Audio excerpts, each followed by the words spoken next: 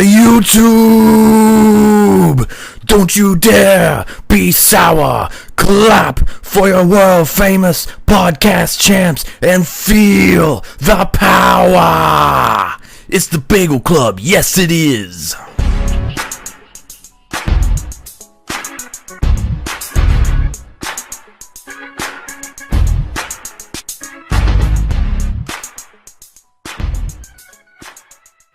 Hello everybody and welcome to the Bagel Club, episode 2, where we will be talking about all the things that's happening in the past week in the wonderful wacky world of professional wrestling. Yes. With a thank you Nice very introduction. much.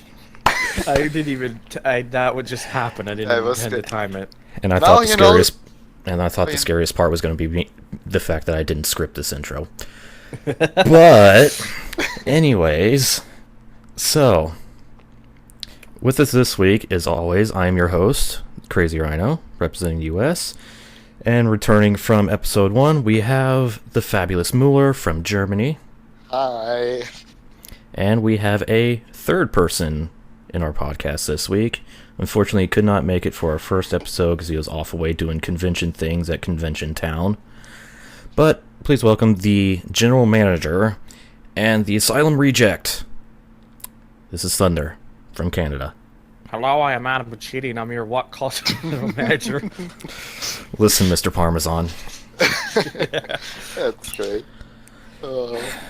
So yeah, let's get right into it, shall we, gents? So before we start going back to the actual shows and stuff that has happened, there's one very important news piece that we need to get off our chest first. Kind of bad news. Yeah, it's really bad news for us all here, and that is our boy Ruru's married. He's off the market now. No. Rusev and Lana finally tied the knot. Yep. They finally They did married. the deed. It's a sad The day deed for has been everyone done. here. Remember when Rusev called Lana a headless fish last summer in that stupid storyline? The less we talk of that, the better. WWE would like you to forget about it. Everyone in wants the to world forget. would like to forget Yeah. about that. Let's just move on, I think. Yeah, moving on. Okay, so that's out of the way. Now, let's get right into the juicy bits, starting with Monday Night Raw. Yes, and first of all, we got a little, last week on Raw graphic with the stuff that happened last week, which was good, as you know. I have I a feeling like this is I going to kinda be a like that. recurring thing. I kind of like that. Yeah, I like that. It was alright. Yeah. But the actual entertainment started with a promo. But hey, this is different because Sasha Banks was the one starting the show. Probably the first woman ever to open Raw that's not named Stephanie McMahon. Oh, jeez. Certainly feels like it, that's for damn sure. But I'm glad she got to open the show. About the opening segment, lots of mixed opinions about it.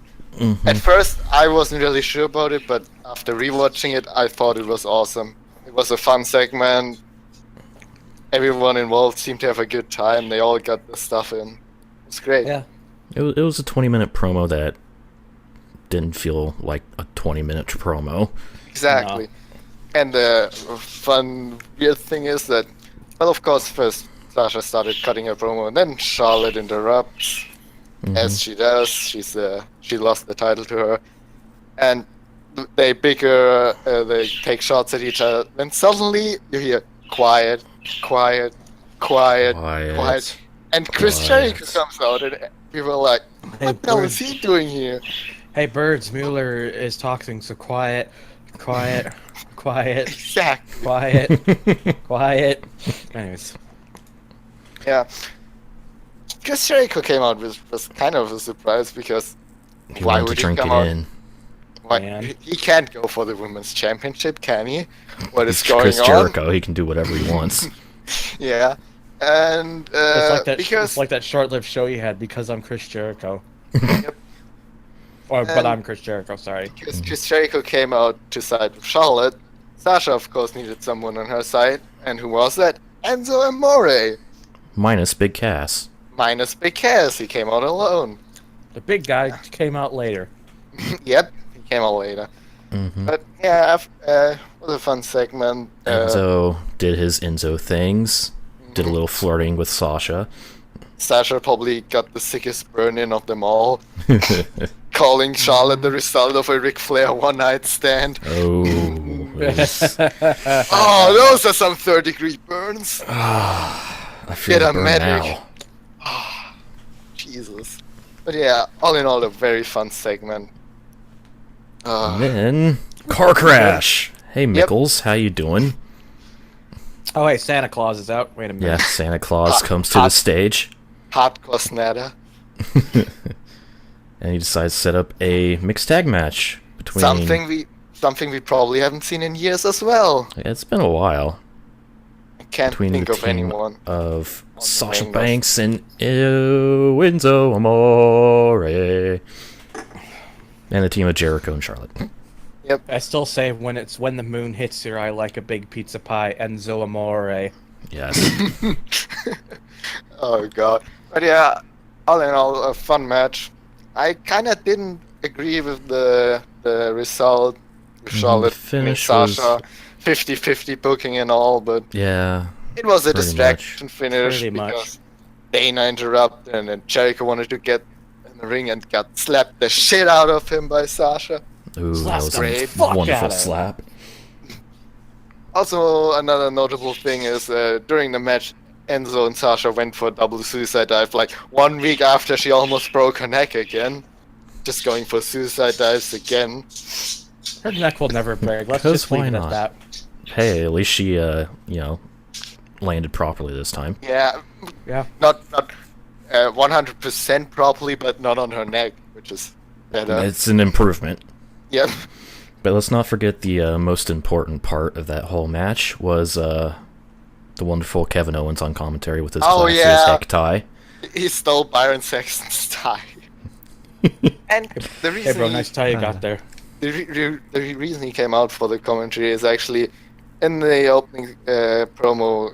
Sasha talked about how her and Bailey stole the show at Takeover Brooklyn last year, and then Kevin Owens complained on commentary that actually he and Balor stole the show in the ladder match, which was kind of neat. It was a good Some ladder history match, and but I stuff. still say Sasha and Becky was the better match. Becky? Or Sasha Bailey, sorry. Yep. Yeah, it was because it was better. Yeah. Nothing I more kind of like how they're like kind of fusing together the storylines between the women and the men and That's having them another actually thing. interact with each other. I wanted to. That's something that also never really happened in the WWE. Interaction between the men and the women. Why should they interact? They work for the same company in the same ring. Yeah, exactly.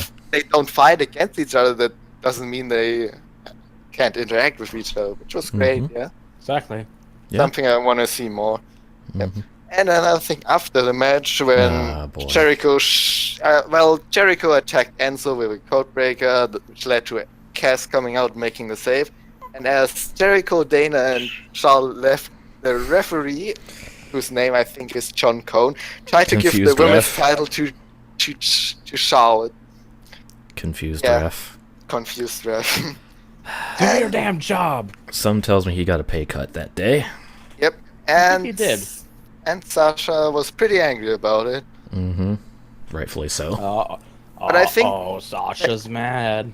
They actually included the botch in an interview they uploaded on their YouTube channel with Charlotte, saying like, "Oh, she had the ref by her side, and oh, this man thinks I should still be women's champion and all that stuff," which was kind of neat. At least they're turning it into plot. Yep. That's good. Yeah. Okay. So, a really good opening, what was that, half hour, And- 40 minutes? for The show? woman got half an hour, 40 minutes. They got For all one the time in the segment. world, which is nice. Yes. It's really good, which practically 'cause I confirms it. Because I remember when they didn't even get like fucking 3 minutes. It just shows that we actually really are in a new era. New And- era. It's the So new you're era saying of the yes, new it is. era. Not only same old shit. Yeah. And after that match, we got another squash. Hooray. Well, you say, well, I should. If you're not just same old shit, I can't. What I can say is new era, same old Michael Cole. Sadly, Maggle. Ah, Bagel. he improved a bit without JBL screaming by his side. God, yeah. I think that's actually really helped Bagel out, is the fact that JBL's on SmackDown now, so he doesn't have the obnoxiousness of Jables. Because the JBL and Cole just don't blend well when it comes to commentating. That's why they had to separate them. But now that Cole's working, the heel commentator is a much more calm guy, and Corey Graves, it's a lot easy. It's just easier to deal with listening, because it was pretty fucking bad before, and loads and loads of YouTube videos will go and have told you that, and yeah, it was fucking bad. Okay, anyway. Graves is also not such an obnoxious heel commentator. He also gives credit to faces if they're good and stuff. Yeah. He's not like, JBL wouldn't do. Oh, the faces are all shit, the heels are all good and stuff. Yeah. Anyways, he blurs the line. Yes. But moving on to the next segment, we had another wonderful squash match by Strongman McBrown Pants. I was gonna say Brickman's. I don't have a last name, but Brickman sounds good to me. I'll just put literal fucking cement mixer versus tiny paper. Yes. Yeah. I forgot the talent that he was up against, but I put in my notes that I put Ryno in my notes, so he looked like me apparently. I will say the one thing he had over the previous talent, James Ellsworth, is that at least this guy had a chin. Yeah. Yes. It was Corey Hollis from NXT. Well, he's known as Corey Hollis in NXT, but he was announced as Evan Anderholm. And he was kind of greedy because he said in the pre-match interview that he would get $1,000 for his match and $5,000 if he would win. It's like, oh hey, I get to have a big man kill me for $1,000. Sure, sign me up. I would do the same thing. It's like, I don't care if I don't care if I get my ass kicked. I'll get money for it. Mm-hmm. Yep. And he of course lost in like a minute with the reverse choke slam. It was another good squash to build up Strowman. Building up Strowman, yep. And building up his finishing move, which is also a good thing. Mm-hmm. And afterwards, we have a backstage promo with Mark Henry, of all people, in the office with Stephen. Remember him? And he is talking about how he wants to get involved in all that stuff. And he actually gets a US title match against Rusev. Which is nice. For later in the Why not? Because suddenly, a championship match. When he's an American hero. Why the hell not? Yep. And afterwards, we get... Oh boy. Our favorite tag team, the Golden Truth, playing Pokemon Go. Okay, R-Truth was playing Pokemon Go. No, let me correct that. The only person who thinks Golden Truth is their favorite tag team is Emil, and he doesn't matter. And it was sarcastic that I said our favorite tag team. In my notes, that's what I was trying to get at. Sorry. In my notes, it says Golden Shit playing Pokemon Go. Golden shit. I put Golden Poke Trainers. Yeah. They had a match with the Shining Stars. It's the Golden Turd. Our second least favorite tag team. Yeah. I'm gonna say this every week, I feel like, but how the hell are Primo and Epico still employed with Louis? Nobody knows. Who knows? They're magicians. Apparently. They invited Vince McMahon to Puerto Rico. They're magic men. Yes. And the Shining Stars won a match on Raw. Because of R-Truth, who was too busy playing Pokemon Go to actually get involved with the match. Yep. Right. He's a stupid idiot, as Chris Jericho would say. And I sure as hell hope this leads to a breakup of the team with Goldust just getting tired of his shit and kicking him to the curb. I'm so sick of your shit! Yeah. Exactly.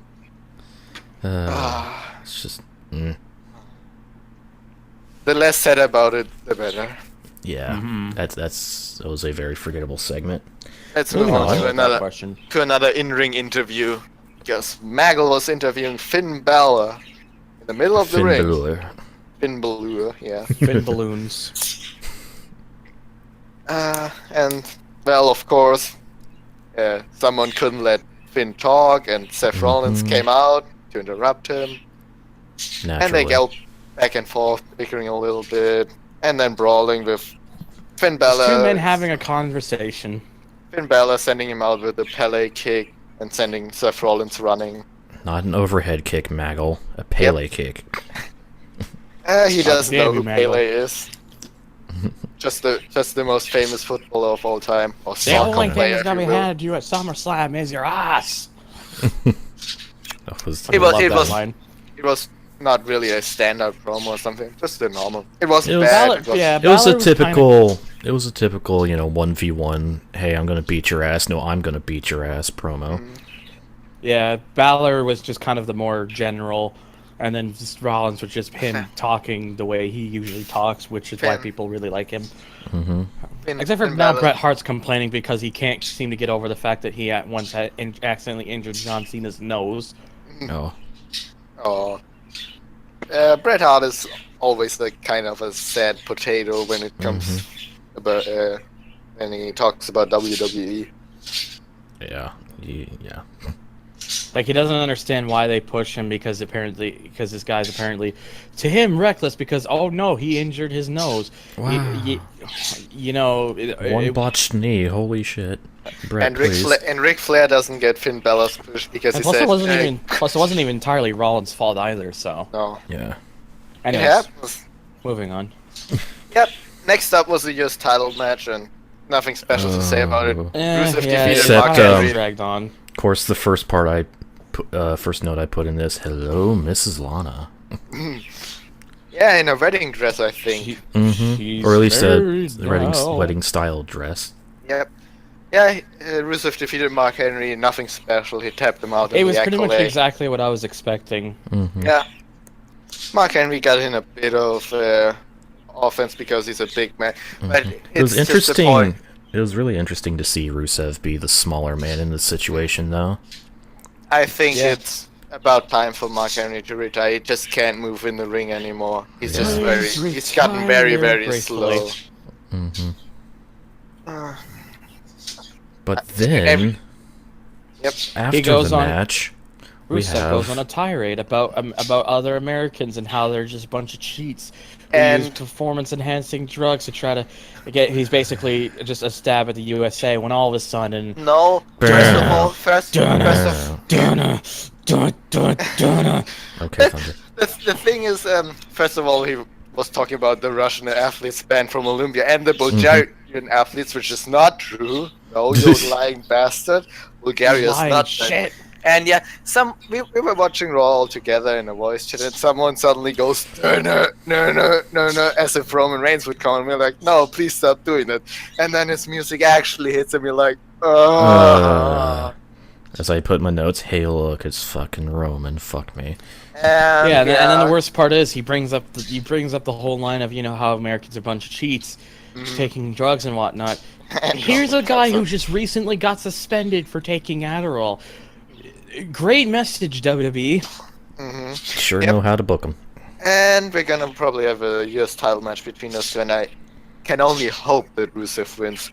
Rusev Please. is currently on a rebuilding phase. He's getting his push back after that horrible angle we talked about at the start of this video.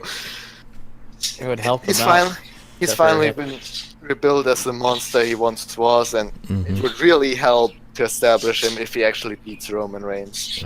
Okay, good. Now Certainly let's hope keep he him. does. Let's keep him as he is, because he's good. He needs to stay good. And this could also be a little bit of rebuilding for Roman, too, since he's no longer in the main event for fucking once in like a year. It's actually quite literally the first time since. First time since Like- Hell in a Cell. Hell in Yeah, a Cell it's- was the it's- last it's- time he wasn't. It's literally the first pay-per-view in 2016 where Roman Reigns is not part of the main event. The last not Roman main event was Undertaker versus Brock Lesnar at Hell in a Cell. Yeah. That's how long he was in the main event. And that long, it Change. took WWE to finally realize, shit, this isn't working. New era. That's talking about Roman, I think. Yeah. Next up was a Nia Jax video package. Nothing too special. I haven't made any more notes about it. I Just didn't even that make a there was note about one. it. It was just kind of a It just video kinda happened. package, whatever. And then a short backstage promo with Titus O'Neil and Darren Young. Titus O'Neil was mocking this whole make Darren Young great again, saying, Darren, when were you ever great? So Titus kind of turned heel. Yeah, it just kind of Surprisingly. happened. Not really any build up. It just, hi, I'm a heel again. And then they had a match where Titus O'Neil defeated Darren Young with a roll-up and a handful of tights. Oh And no, Grandpa he's no went longer crazy. great. Nope. Which led to another backstage segment with Bob Backlund just screaming at Titus. Ah, jeez. He's It off was- his meds again. Yeah. Yep, and then just about as Titus wanted to hit Bob Backlund, Darren Young came from the side and knocked Titus down. So we're gonna have a feud between those two former primetime players. Did Again. anyone ever really ask for it? Not really. I mean, I still wish they're, still primetime players. But, Yeah. yeah. Oh But well, they're we old can't now. have anything. Yeah. Beggars can't be choosers, I guess, except... And afterwards, hey look, another squash match. Wow! Nia Jax defeated a jobber that looked like Rihanna. Pretty much. That's didn't another write- one off the charts. I didn't write her name down, sadly. I didn't either. I looked her up, like, when we were watching, but I don't remember her name. Yeah. I just know in my notes I put, I don't squash like most girls. Yeah, and afterwards, Byron Saxton wanted to interview Nia Jax, asking her how she feels or whatever, and then she just kicks on the jobber again and says, "Ask her how it feels," Which which was kind of neat. pretty nice. It's alright. And then afterwards, we're getting an image of Brock Lesnar's door. Whoa! Oh my god, it's such a nice door. The hype door of hype. I am so hyped for this door. The door of all doors. What's Who behind knows it? what this door may really contain? Yeah, I don't know. Maybe the next segment, which was New Day backstage, and they were going to a backstage person who had a bag, and they Oh, jeez.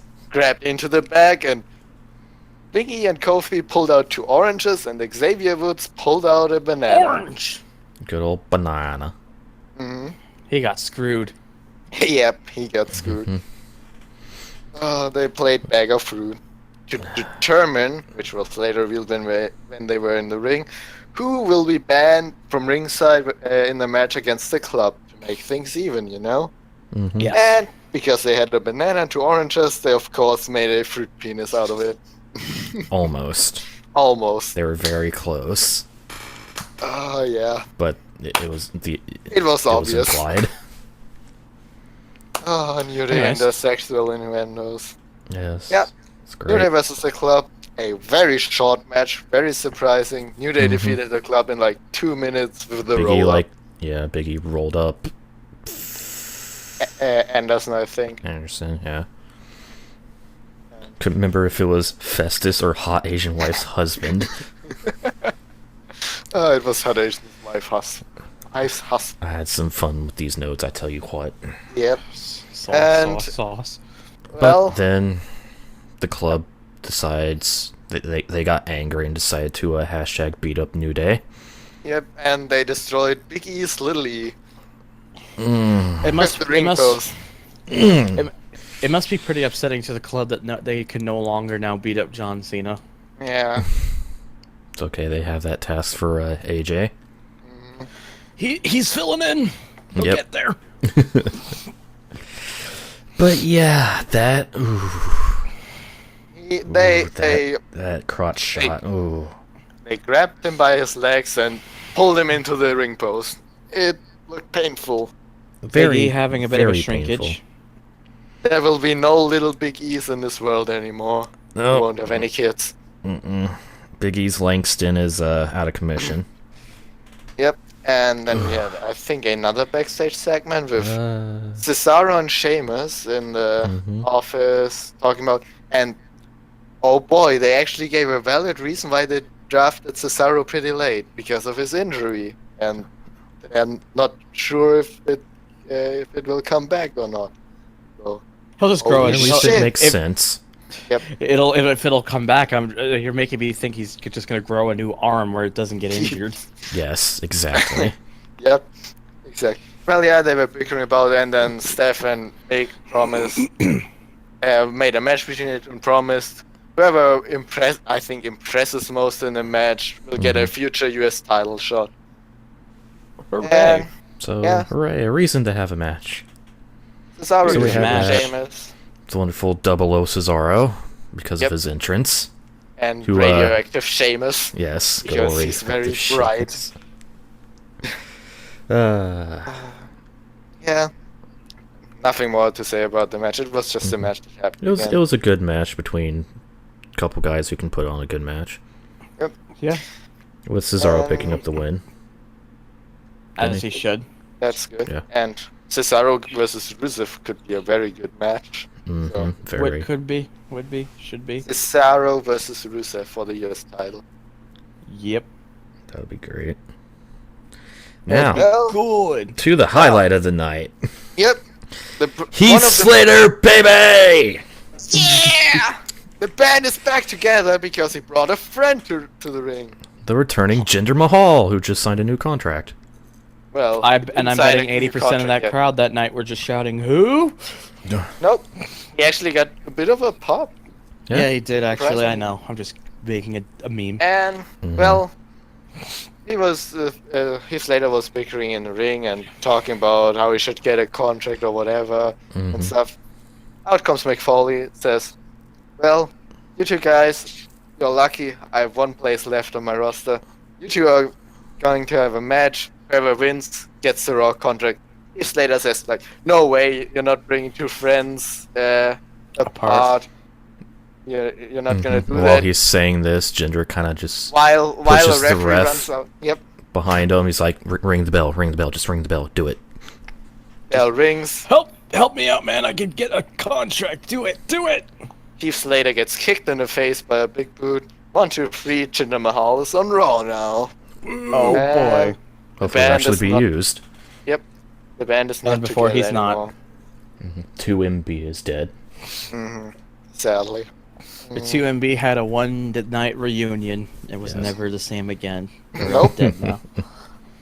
And to another highlight of the night afterwards. A backstage promo featuring Chris Jericho. And Oh, the that Tom was Spiracy. And the Tom Spiracy was revealed. You could Yes. actually see Tom Phillips sitting on a stool to Uh-huh. make Jericho look big. Hey, bro. But, Nice duel. yeah.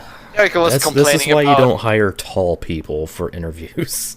or you just don't care about it. Because Or yeah, that why too. Well, Jericho was complaining about Big Cass always having Enzo's back, and they're like the two comic dogs. Enzo's the small one who's always barking, and when danger is coming, the big dog comes and saves him again. And then Jericho says he is also someone who has got his back. Tom Phillips asks who. Jericho's like, excuse me, what? Who? Who's got your back? Says Tom. Jericho says, Jim. Jim? Jimin. Jimin Marvin Luder. Yeah, Jimin Marvin Luder, who's apparently the toughest guy west from Winnipeg and the 2008 shot put champion. Yeah, just a random guy I met. He's got my back. I promise you. Jim and Marvin Leader for Universal Champion. I promise I didn't make him up. In comes Kevin Owens saying, you just made that name up, but I got your back. So, the Which Canadian I find tag that team. hard to believe. He Yep. secretly wants the scarf. They're gonna have A a match. They're gonna have a match. $750 scarf. They're gonna have a match over back at SummerSlam. Whoever wins gets the scarf. Exactly. Yeah, we're probably gonna get Enzo and Cass versus Owens and Jericho, possibly leading into a Owens and Jericho feud when they kind of I'd be fine with. disagree and stuff in the match. Honestly, it'd be cool to see like a heel versus heel feud. Yeah, well, Yeah. And of Owens- course, Owens this begins a face turn for Owens. Owens Yeah. and Jericho have enough fan support where you could justify that heel versus heel match, and people would actually care about it. Yeah. We give a shit about this match. But They're both all in all, quite over. just a great backstage promo. Jericho was on game this night in the opening segment in this promo. Just good. As Yeah. he does. I wonder if Jericho met Jimin at Apple in Idiotville, the stupid Idiotville. Oh, Winnipeg, you idiot. Yep. Well, he's the toughest guy west from Winnipeg, so you know. Yeah. And moving on. Then we move on to the main event as far as matches are concerned. Which was a good match. It was a really good match between CrossFit Jesus and Sami Zayn. It was not an outstanding match, but both got their signature spots in and all that stuff. Just a good match. Justified for the main event spot. Yep, both looked good great. coming out, even if Seth Rollins defeated Sami Zayn clean. Doesn't hurt Sami in any way. No, he looks strong. Oh, got a bunch of near falls on Rollins. He's just kind of stuck where he doesn't have anything to do right now after the Owens feud. He's just kind of in the higher mid card, so just kind of stuck there. Maybe he'll get something for SummerSlam in the next episode of Raw or whatever, but we'll see. On next episode's Raw. No foreshadowing, please. Shh. And well, on next episode, I have no idea what happens. Okay. We come to the actual main event, which was not a match. No, because of course Brock Lesnar was advertised, so he's coming out. The entire show. Paul Heyman does his usual shtick, the promo stuff and all. And it's always magnificent. It's always great. Brock Lesnar. And talking about how Randy Orton will never hit an RKO on Brock Lesnar. When suddenly, actually out of nowhere. Nobody was expecting that. Out of fucking nowhere. He was drafted to SmackDown, but here he is, Randy RKO's Brock Lesnar live on Raw. Lesnar. Just after Paul Heyman said he wouldn't do that. And then he escaped through the crowd while Stephanie, Mick, and a bunch of security guys run out to get him, but...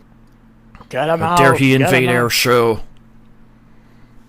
If he wants to be part of the roster so bad, why don't he face me and I'll relinquish... I don't know. It was kind of cool because no one really was expecting him to be on Raw, so it was really an RKO.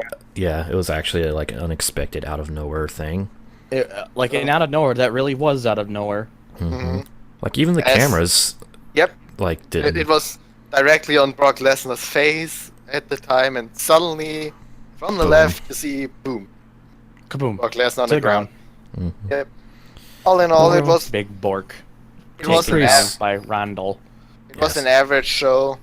It was definitely worse than the last one. They kind of put out all the stops for the last week.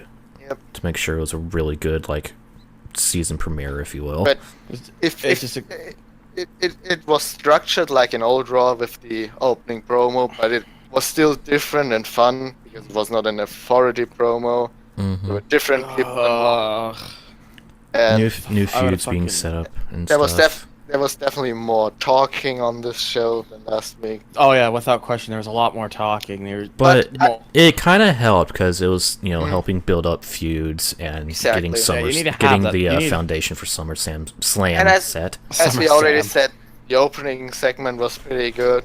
The Jericho promo backstage was pretty good. So we had good talking at least. Yeah, I thought all around it was pretty good Raw. You had your talking, which needs to be. You need to have it every now and then. I mean, you don't want to have it too much because then it drags on. But you don't want to just go, we're not going to do this anymore. You got to have that because it helps to build up moments and everything, and then also the wrestling itself was good. There wasn't really much to complain about. You got your 3 hours worth basically. I thought it was a pretty good episode. Not as good as last Monday, but I think it won't be talked about in the coming months. But it was a solid show. I'd say it was a good old Raw, old style Raw, and if that's the worst thing we get in the new era, I'm totally fine with it. Because it still was a good show, perfectly enjoyable. Yep. So it's not like getting through 3 hours and when is it over now? Is it done yet? We weren't really Is thinking it that. over? Yep. So, good Raw. Let's move on to the next night and SmackDown Live. Yep. Hopefully soon they will get rid of that live moniker and just call it SmackDown. In a few months, probably, maybe. Yeah. It's there. Nothing you can do about it. Yeah, for now But- at least. We let off SmackDown with Shane and Daniel Bryan backstage, talking to Randy Orton, playing back the RKO out of nowhere from the previous night. Hey, bro, that Shane a pretty was cool not. RKO. Yes, Shane wasn't very happy with Randy for going to Raw like that, but he admitted it was pretty cool. And then the camera pans over First of all, to. they upped the security for this night because they were expecting Brock Lesnar to come and get revenge, of course. Yes, the camera panned over to see just a bunch of security dudes. A lot of men. Then I think the Miz joined in the fun. Yeah, the Miz was there. I believe they- that's when Daniel Bryan. Announced a triple threat match for the #1 contender for the IC title between Kalisto, good lucha things Yep. will be coming, Baron Corbin, Ditto. and Stop. Apollo Creed. That's, Daniel. That's, That's not not- his name. That's not correct. He's not Get the fuck in there, it's Daniel o'clock. Air horn sounds. Okay, we need some air horn sounds for this. I can't wait for the match with Apollo Creed and his cousin, doll dudes. I don't know. Yes. I think somebody I have actually photoshopped like Apollo Creed from the Rocky movies into the triple threat thing poster. That was Yes, great. And It was fantastic. sadly, he didn't say Austin Creed, which is, of course, as you know, Xavier Woods' name on Up, Up, Down, Down. Uh-huh. Although Xavier did mention it on Twitter. You need an A Creed? Yep, A Creed. Because Hey, I he got your was- back. He I'm a was Creed. known as, I think, Consequences Creed in TNA when he was there. So yeah. Yeah. Well, Daniel We got fucked up, that. but of course it was Apollo Crews. Yeah. And then So we got that. We got the opening scene. Wait, with the we also virtual got Ambrose fist. backstage first. Oh, Said yeah. he wanted to address something and went straight to the ring. I forgot about that. And in the ring he calls out Ziggler, his opponent for SummerSlam. Hmm. Who then comes out. They both have a pretty good promo where Very Ambrose was kinda Heat of the night. heelish. They were both acting kind of heelish towards each Yeah, other. they both had their heelish tendencies. Mhm. And they actually remembered history with Ziggler saying he debuted as a male cheerleader, which is kind of wrong because he actually debuted as the golf caddy of Kerwin White. But I can't Official I debut. I can't blame him for not mentioning it. Yeah. I don't think We anyone don't wants talk to about remember Kerwin that, White. that gimmick. Of course, he was referring to the Spirit Squad. I almost said Suicide Squad. Yeah, No. that fucking film is apparently not very good, from the sounds of things. It's probably still good. Yeah. Don't go after I'm sure Rotten it is. Tomatoes ratings.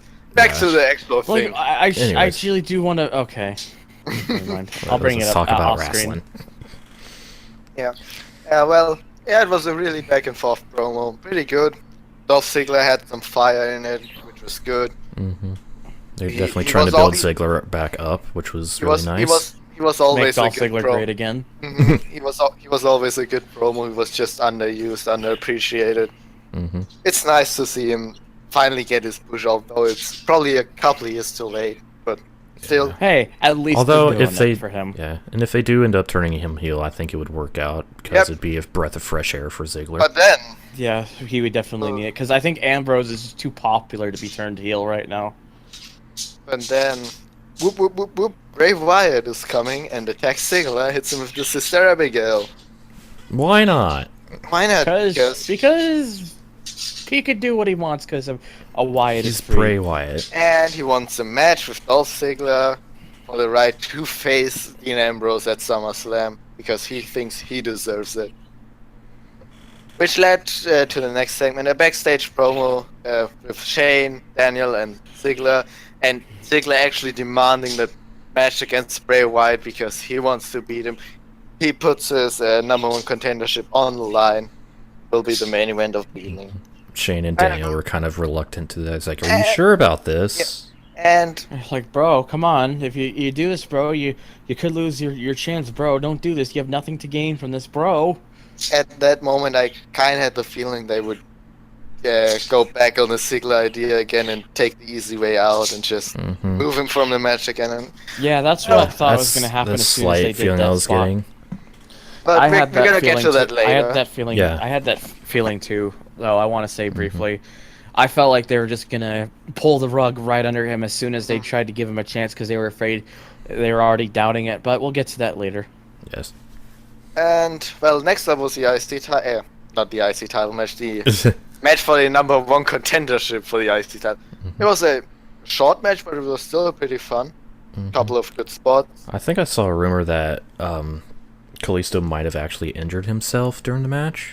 I don't know. I've heard about another person injuring himself during a match on SmackDown, but more of that later. Yeah, we'll get to that later. Apollo Crews won the match. Hooray! With a roll-up. With a roll-up. I'm just like, what? Yeah, that didn't make a lot of sense to me. Like, why just a roll-up?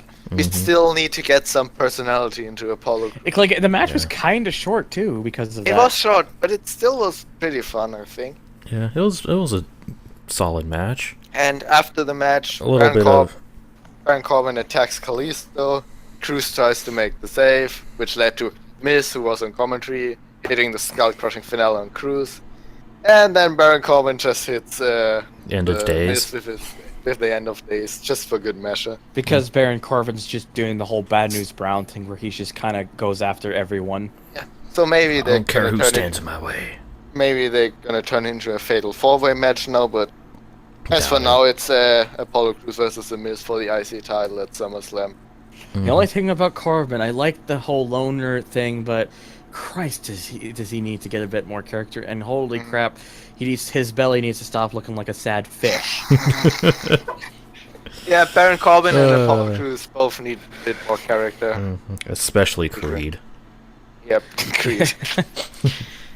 Yeah, and next up we were set up for some women's action. With Becky Lynch making her entrance, and then the most over-the-top entrance in all of WWE. Eva Marie comes out. As I put it, Becky versus why is she even still here? But the thing is, basically Becky Lynch versus no. They're actually booking her right now. Yeah. With the total over-the-top entrance, they're squeezing every bit of heat out of her that they can get. Which led to what happened during her entrance. After she went on the turnbuckle, she goes down and suddenly sells a leg injury. Oh no. What does the she medic call comes ACL? out. Oh, she can't compete. The match is not gonna happen. So she's like the biggest chicken shit heel ever, and just doesn't want to wrestle a match. It's perfect booking for her, to be perfect honest. For her. Yeah, it's absolutely perfect, and I'm more on the whole women's match doesn't happen more on that later because it was kind of bad in a way. For Eva's booking, it was right, but yeah, it was still would have been nice to have a match. Yep, and I mean, I thought the segment was just kind of really pointless and stupid, but I guess they kind of have to. They're just trying to do it to give Eva something to do to try to add to the heat of her character. Because I think at this rate they just realized, yeah, she's fucking hated. We kind of just I think we get it now. There's all these rumors. There's all these rumors too starting up again that they're trying to give her a push, and I'm like, yeah, the push is basically what they're doing with her right now. Yep. Yeah. And then afterwards, Renee Young was interviewing Carmella backstage, and then Natalia was interrupting. It was on the pre-show stage. Yeah, and it was like, why are you interviewing her? You should be interviewing me, and blah blah blah, yada yada yada, and nothing more to say about that. Yeah. It was an interview. It was interesting. It was trying to make Natty, it's like, hey, she's a heel. She only cares about herself. She's the bad girl. And afterwards, we got the debut of American Alpha. Finally, yes. Oh man, Able. I can rip my pants off to this. Unfortunately, this was at the cost of the vaudevillains, which I am still a fan of, at least in English. They should. Yeah, be used English is better. English is fine. We don't talk about the other guy. Who gets beat up by Sin Cara. Well, yeah, it was a short match. They should have actually used a jobber tag team or whatever. Mm-hmm. It would have been better. Well, I've noticed that, like, with the face returns like Neville and then American Alpha, they've been using just regular heel teams, but leaving the squashes for the heels. Yep. Which is interesting. Yeah. Seems to be a recurring pattern. It was just a normal match. I think the Vaudevillains got the heat on Gable at some point, working over him until he finally got the hot tag. Jason Jordan was hitting all his suplexes. He cleaned house. Belly to belly suplex, the shoulder tackle in the corner, which led to the finisher, the Grand Amplitude. 1, 2, 3, done. Nice debut. Nothing spectacular. Just glad to see American Alpha on the main roster. Yeah, pretty much. Yeah.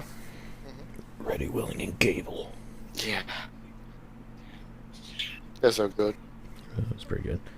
All Let's good. see. What happened after that? Oh. Yep. I see what happened after that. So, next up we had yet another promo. Your boy AJ Styles. Yep. Did he call out John Cena to the ring? I don't think he was just shitting on like the Cena's fan base and whatnot. Yeah, that's right. Then Cena came out. I think he did call him out. I could have sworn he did. I don't know. Point is, Cena came out. Yeah, Hey Cena, I'm calling you out. I want to do my favorite thing on you, which is beat up John Cena. they had a back and forth promo. It was actually pretty good. It was a good promo, yeah. Which set up the second match at SummerSlam, of course, because we all knew it was going to happen. Yeah. It was Everyone AJ saw putting it the a challenge mile to Cena, away. which was pretty nice. Hey boy, Yeah. I want to give you a challenge, bro. Challenge. And It's like you and me, SummerSlam, no club. No Enzo and Cass. Yep, no Enzo Cass. That's pretty much the gist of the promo. So that's going to be a fun little rubber match if AJ wins. Yep. please win. And next up we had. Please. Begging you, AJ. Please. Please. Anyways. Next up we had Randy Orton versus Fandango. Fandango. Kind of Randy weird, Orton versus local jobber. but Yes. different matchup. So yeah. And With, of course, well, Tyler Breeze at ringside.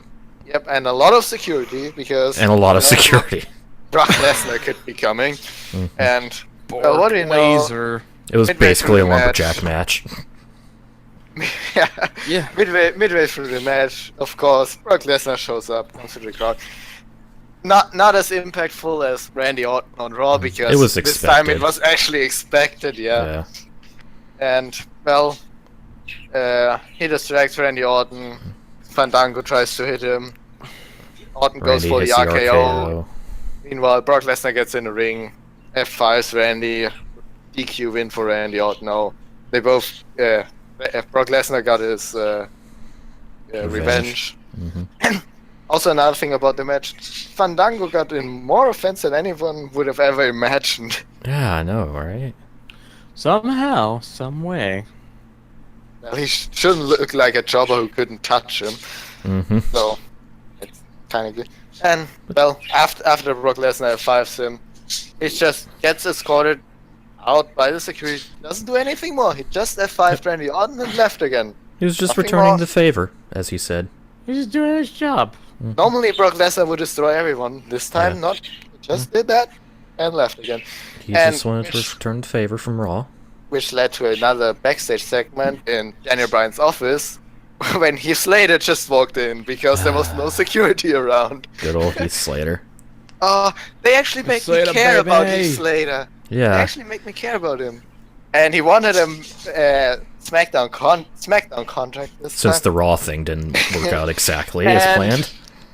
Daniel Bryan gave him a match for the next week. Against whom? Well, Go! Ryno comes in, goes the fuck out of each Hi, Slater. Ryno. He's Yes. he's Oh, yeah. he's Slater's opponent for next week, which is something For I actually SmackDown I actually wanted after last week where he was already God on SmackDown. Match against Ryno for the SmackDown contract. That's actually a good thing. Yeah, I like that's gonna be it. I great. can't wait to see it. And then a line from Daniel Bryan after the goal was pretty good. He said, "I think I need a medic in my office." Yeah. D-Bry Yeah, was kind of on the phone at the start of the backstage segment before Heath Slater interrupted him. Yeah. So he's like, yeah, I'm gonna need a medic. Yeah, you're gonna need to get somebody in here. It's pretty good. I'm actually enjoying these Heath Slater segments. Yep. They actually make me it's want. been entertaining. I really want to root for Heath Slater. He needs to get a contract. I want him to It be kind of Ryno. reminds me. It kind of Give reminds me Slater a of chance. that when the WWE tried to revive ECW and they had Colin Delaney. Oh. It kind of Yeah. reminds me of that, except better, because Yes. Heath Slater is better. IMO. Correct. Well, That's good. yeah. Nice little backstage segment. And then we Then had. we go up to Alan- Renee Young on the pre-show stage, interviewing Dean Ambrose, Oh yeah. I didn't write. trying that to down. resist their sexual urges. Yeah. Oh god, I got an itch in my eye. Shit. Oh. I didn't really get to hear what Ambrose was saying up there. I just wrote down Titty Master says some things. I haven't even wrote that segment down. Uh, I kind of missed out on that. Well, and afterwards we were set up for another women's match. Carmella made an entrance, so goddamn, I need to get the theme song. Carmella's out of my gonna head. make her debut. Yeah, when nope, Natalia attacks her from behind and puts her in a sharpshooter. So no women's match On the this mat, episode. outside the ring. How could you do that, Natty? It hurts worse outside the ring. No women's match on this episode of SmackDown. Which Well, led to a good Becky Lynch tweet Yep. asking if anybody wanted to fight Becky Balboa. Yep, and then Bailey responded and wanted to come in. They were kind of going back and forth with. Sadly, there was no Becky Lynch versus Bailey match on the show. Sadness. Sadness, man. Yeah. So yeah, 2 teased women's matches. No bell. But also, it also confirms that we are moving on from the Becky Lynch versus Natalia feud, which is kind of weird because they both got a win. So it would have called for a rubber match, but Oh well. I don't mind it. Yeah. Oops. It'd be interesting where they take this feud if they're gonna continue building Natalia as a heel or if they're gonna try building up Carmella. I hope it's the latter, to be honest. Yeah, Yeah. hopefully. I also hope that they actually use Alexa Bliss next week. Yes, please. That would be good. Well, yeah, and then it was already time for the main event. And It's 2 hours. Something interesting when Dolph Ziggler came out. They for the whole night they had these little infos for the superstars when they came out with like 2 points, saying something about them, their height, weight, or the debut year, whatever. The one of the Dolph Ziggler's info said fluent in American Sign Language. Oh. Sure. Why? I mean, don't good for know. you, Dolph, so you know. Also, rewind a bit, there was another backstage promo between Dolph, Bryan, and Shane. They were trying one more time to make Dolph reconsider, and that's where the cracks were starting to show towards a Dolph heel turn. It's Yep. like, you don't think I can do it, do you? You don't Yeah. believe in me. And yeah, Oh, Dolph Ziggler versus Bray Wyatt. It was a fun match. That's a match where people reported Bray Wyatt might have injured his ankle or something. Because Dolph went Yeah. for a roll-up, and one of Wyatt's ankles kind of didn't go with him. Yeah. And Yeah. they cut to break as he was, holding. Apparently the ref was throwing out the X sign, which is always a hint for an injury. Yeah, Which is so kind of a Bray shame. Bray was ever like, no, since- no, no. Ever since WrestleMania 31, he's been dealing with a lot of leg injuries. This really sucks. Yeah. He's been trying to lose he's been trying to lose a lot of weight to try to combat it, but he just doesn't seem. But his legs just seem to notoriously give him a lot of trouble. Which really sucks. He was starting to be built up again as another monster heel. Let's just hope it's just a little scare and he's actually not majorly injured. Yeah. Let's just Yeah, hope he probably hopefully okay. he just rolled it a little. I mean, he did continue the match and finish it, so obviously it wasn't too big of a deal. More signs that show towards a Dolph Ziggler heel turn is that he won thanks to a exposed turnbuckle. At first, Bray was trying to untie the turnbuckle, but then Dolph got some offense on him and decided to finish untying it and removing the buckle. The ref just kind of let it happen. And what he also let kind of happen is in the finish, Dolph just smacked his head straight into the turnbuckle. It wasn't even an accident. It was just kind of let it happen. And then a super kick to the face. Pretty good super kick. And 1, 2, 3. Holy shit, another match won by a super kick. How about that? Also, wow, Ziggler actually went over Bray Wyatt, which is what nobody was expecting. But after the match, the Wyatt family actually got the heat back. Eric Rowan came out, attacked Dolph Ziggler, which led to Dean Ambrose trying to help Ziggler. Trying to help, but he was knocked down by Eric Rowan as well, which led to Bray Wyatt hitting the Sister Abigail on Dolph Ziggler, and the Wyatt family was standing tall at the end of SmackDown. It's very interesting, and it's gonna make for a really good, speculation leading up to SummerSlam. And probably next week on SmackDown we're gonna get if Bray Wyatt is not injured, a main event tag match, Eric Rowan and Bray Wyatt versus Ziggler and Ambrose. Maybe showing...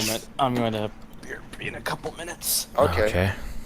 I think, honestly, if they do that, I think that would solidify Ziggler's heel turn. Yeah, they would probably show some cracks during the tag match and Ziggler turns on Ambrose or whatever. We'll see next week.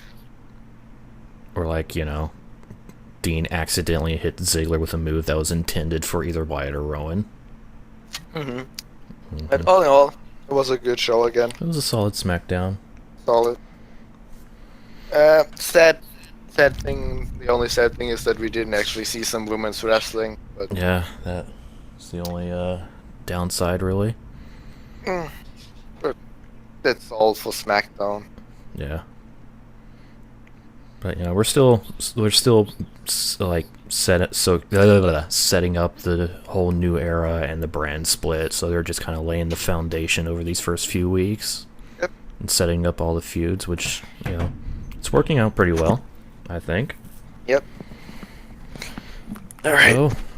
Okay, you're back just in time for us to get started with the other WWE programming for the week, starting with NXT. Or do you want to say something else about SmackDown?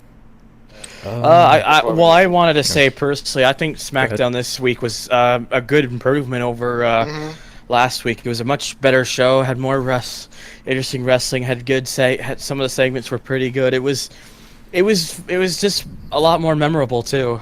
It's fun to watch. It was a good show. So. Yep.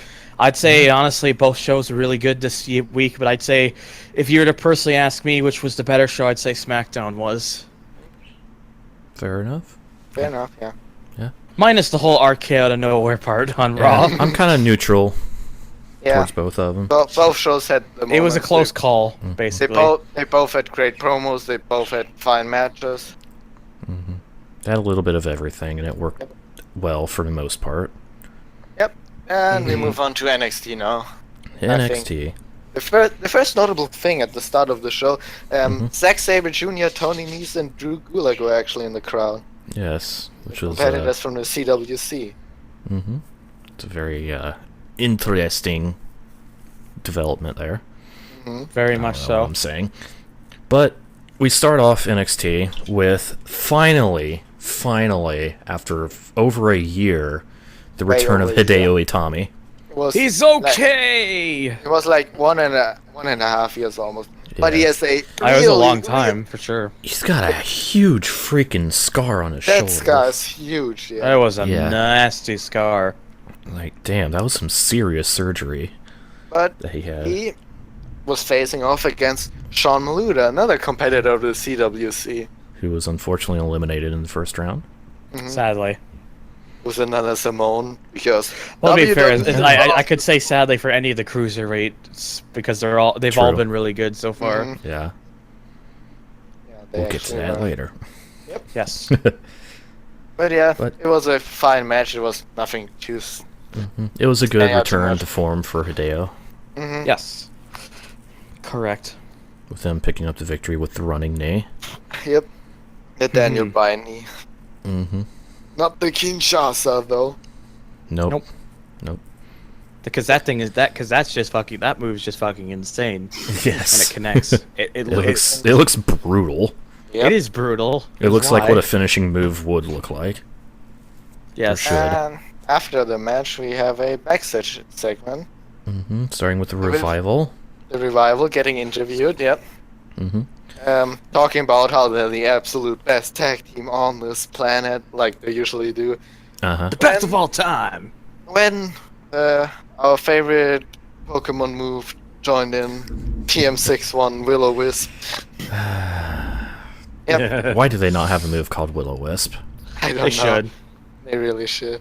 Mhm. And they join in saying that they want a shot at the tag team titles and all that stuff. Or they didn't want a shot at the tag titles, they wanted a shot at the tag champs to prove that they are worth of having a title shot.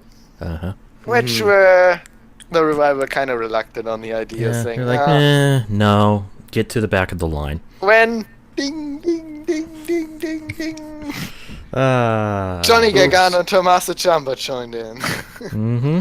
Hey.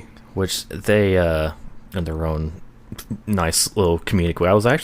I haven't seen a whole lot of Gargano and Ciampa in NXT. I'm actually a little surprised at their more comedic face team that they Well, are.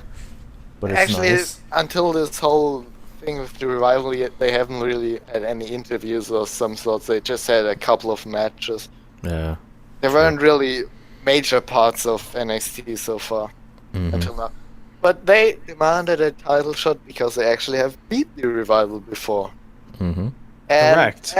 After they did that, the Revival was kind of like, we would rather face TM61. We already accepted their challenge, and so Yeah, please okay. come by. Uh-huh. You know. It was kind of great. Yes. So we had a match set up for later tonight: TM61 versus the Revival. It was a there fun you little, go. fun little segment. This is actually a pretty... I enjoyed the Go ahead. segment. I enjoyed the segment. I just thought it was pretty amusing because the Revival does have some comedic value in them. Yeah. Apart from being a really good tag team. Yeah, they actually work pretty well as heels as well. Mm-hmm. They're kind of the asshole heels. Pretty much. Yeah. But I was just looking at my notes and like, man, this was a pretty stacked show for an hour. Yeah, for Yeah. an hour, there was a Forgot lot about that went Yeah, on. there's a lot happening. Well, So- last week's episode were a lot of squash matches and not really too much going on, but Yeah, this it was this week more was just- stacked. Mm-hmm. It was a can't miss episode, definitely. Yep. So- Definite improvement. Mm-hmm. So next up we had more in-ring action, which was Mojo Rawley Mm-hmm. Hi. going against Chris Atkins. Chris Atkins, Yep. aka Jobber Man Dude, as I put Well, it. Yes. Match started. Mojo Rawley hits the pounds, goes for the cover when suddenly Samoa Joe comes in and Yeah, just it was like stays- a 3-second match. Which, if Like- Mojo Rawley's finisher is going to be the pounce, I'm fine with that because Mm-hmm. his original finisher was stupid, yeah. Because you used to be a stupid idiot. ass to chest. Oh, look, I win. Yeah. Yes. Well, Samoa Joe comes in the ring and just beats both down and all. Of course, until- it kind of. I think Samoa Joe might have missed his cue a little bit there because the ref was going to count to 3, but he wasn't Yeah. supposed to, and he just kind of stopped and looked over. It's like, oh hey, there's Samoa Joe. yeah. Hi. Exactly. Well, and then after being both down, Samoa Joe cut a promo furthering his feud with William Regal. Mm-hmm. That it's unacceptable that he puts him in a match with Nakamura Shinsuke. and all that stuff. When Mojo Rawley actually gets his revenge 1st and attacks Samoa Joe again and knocks him down. Yep. And Yep. while he was leaving the ring, walking back up the ramp, Samoa Joe, of course, comes back and puts him in the Coquina clutch. and jokes I'm him the out. champ. I'm the champ. Yep. 'Cause he's the champ. I am the NXT champion. I am the okay. Yep. Oh, pretty good. It was a pretty good segment. That was all right. Samoa Joe brought his point across, and I kind of like that they're going for a feud between him and the general manager. Yeah, that's actually really cool. Also, it's a different kind of thing with Vince Austin because It's he a is, face GM. face GM versus heel champion, yeah. Mm-hmm. So it's kind of neat. And And before they start doing it on SmackDown. Yeah. yes. Although to be fair, despite the fact that he's working with Stephanie, Foley is still a face. Yeah. Mhm. Yep. Yes. They haven't really been butting heads either, which is the strangest thing. Yeah, I'm guessing they're just doing. I'm guessing the reason they're doing that is because the whole heels run the whole thing is such a tired concept as of late. Yep. So they're probably switching it up The to be like. Authority's been around for like what 2-3 years now, so It's so They tired. needed to stop. Mm-hmm. It's time to Absolutely. stop. Of course, Steph still gets her moments in because it's Stephanie frickin' McMahon, but Meek man. Meek Mahan. yeah, Meek Mahan. So I'm sorry. Please don't delete me, Matt. Yeah. Brother Nero Ryno. Brother Ryno, I knew you would come. No, wait, it's Brother Matthew because you have to call him by his second name. No, but I'm not a. Well, I guess if I'm on his side, yes. Well, he But if I called wasn't, I would be Brother Nero. he called Chris Jericho and Talk Jericho Brother Keith. Mm-hmm. The whole fucking thing was great. It was Yeah. so good. Okay, back to NXT. But yeah. Meanwhile, Hey. NXT. Yeah. Next up was the interview with Bailey about the upcoming match with Asuka at Takeover Brooklyn. When she was talking about how she really prepares for this match, watching Asuka's footage and all that stuff, like going in depth. When Asuka joins in and tells her to watch her upcoming match, pretty much. Asuka shows up, says, "Come watch," leaves. Mhm. It's very Yep. impactful So- for like 5 words. Yeah. Well, and then Bailey was in commentary for the Asuka match. Mhm. Then Asuka made her entrance. She's facing Aaliyah, and while Asuka's making her entrance, she walks to the side, grabs a chair, puts it up on the ramp, and tells Bailey to sit down on the ramp. Yep. Pretty much invites Bailey for a ringside seat. So Bailey gets up from the commentary table, goes to the ramp, grabs a chair, folds it down, and just throws it down, and she's Stands just there. standing there. It's like, hey, arms hi, have crossed. this spot. It's like, please go right ahead. I'm watching. Yep. And well, Asuka delivers. She just murder death kills Aaliyah. Yeah, it was a squash match, but it was a really good one because Asuka pretty much throughout the entire match had her eyes on Bailey. And when she had Aaliyah beat, she just broke up the cover and put her in the Asuka lock. And even after Aaliyah tapped out, she still had it locked in, which is of course hinting towards a heel turn, which is Possibly. good. Mm-hmm. Mm-hmm. And well, she didn't let go of the Asuka lock until Bailey entered the ring, trying to help Aaliyah. But the two didn't actually brawl. Asuka then just left while Kind of had a Bailey was- standoff while Asuka was, staring at her the way Asuka does. and Bailey was looking after Aaliyah, who was pretty knocked down after this She was match. dead. Yep. Dead. I'd just like to remind everybody that Asuka is incredibly frightening Very in a sexy way. much. Yes, clearly. He's getting hard. The next segment was kind of weird because it was a interview with Andre Lorcan from last month Oh yeah. after a match he had with Ty Dillinger like 6 weeks ago or something. It was kind of weird because he hadn't been seen since and just felt out of place. Mm-hmm. It's like, hey, here's this guy. Remember him? Not sure. Here he Who's that is. Yeah. guy? And Is that guy my Moving on. long lost cousin? Yes. Cousin. And afterwards, we get a little announcement. Uh-huh. Ember Moon's debut is getting announced for Takeover Brooklyn, which I think is probably very good, and it's a much needed boost for the women's division because I actually read good things about her and how she works on the house shows. So I'm looking forward to it. Know nothing about her, so I just know that she has worked a lot of house shows and that she's been pretty impressive. cool. Looking forward to it. But after that, we move on to the most glorious segment of them all. Glorious. I don't remember the words. I don't give fucking in. song. I don't give in. I swear to victorious. Seriously, Bobby Roode is now the best theme song in professional wrestling. Let's see. I was listening to it on. I have it on listen on repeat 23 times in a row. You, sir, are addicted. It is glorious, though. It is so gloriously addicting. So seriously, good. if you haven't yet heard it, look up Bobby Roode NXT theme. You will thank us later. Glorious Domination. Yes. Is it called? But, well, Anyway. Bobby Roode makes his entrance, cuts a promo, says we are NXT and all that stuff. All the fans are NXT as well. When suddenly... He kind of slowly... Yep. He talks about how Turns he's gonna into it. make NXT better, turns it into a global company that's going to Wall Street, and there will be presidents and businessmen in the crowd, and not these stupid people, these losers that are here now, which solidified his heel turn. Yeah, I was expecting him to be heel after hearing his song, and... Yep. Yes. As soon as I heard that song, I was like, "There's no way he's being faced with this fucking song. No fucking way." It was close. It was a really good promo. It was really good.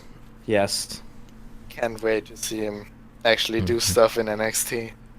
It's gonna be Can't wait to fantastic. hear It's his gonna be theme glorious. song more often. Yes. Can we just every match he has? Can we just have his theme song play on loop during the match? That would The be best great. theme song. Yep. The It's so best. glorious. The best. The best. And after that segment, we already had the main event. Mm-hmm. The Revival versus TM61. Which was alright match. It was alright. nothing standing out. It was just It's nothing. back and It forth. was Revival, working on a body part very well. Like always. Mm-hmm. And in the end, they won with a DDT, which was kind of weird. Yeah, that was a little strange. They suckered Nick Miller in with Dash running around the ring, going back into the ring where Dawson was waiting for Miller to hit him with a DDT for the recon. Yeah, as I said, it was a good match. It was nothing standing out, just a fine NXT main event. Mm-hmm. It's good. It's fine. And It's alright. Yeah, good. Yep. after the Afterwards- match, the Revival cut a promo about all the teams they have beaten. American Alpha, the Vaudevillains, Enzo Enzo and and Cass. Cass. There was another team. Oh, TM61, of course. They just beat. And which led to Ciampa and Gargano coming out, of course. And they picked up the teams that Revival beat for them. Mm-hmm. Which Yes, were picked up the names off the floor. in Yes. the order, American Alpha. That's it. Good. Yeah, that's pretty good. Yeah. The Hollywood Blondes. Not Yep. really the time. Kermit the Frog and Miss Piggy. And the last one, which was the best one, Pikachu and Charmander. To which everyone in the crowd in Full Sail started chanting, Pokemon! Pokemon! Pokemon! Yes. And during And this, Dawson just is like, "You're nerds!" to And- Gargano and Ciampa. Ciampa also asked Gargano, well, did you collect them all? Yes. And It's like, well, no, I haven't collected them all, but I'm gonna I know collect what- these titles, yeah. yes. And Which leads to a brawl. brawl. Yep. At first, the Revival looked like they were going away, and then they tried to take a cheap shot on Ciampa and Gargano.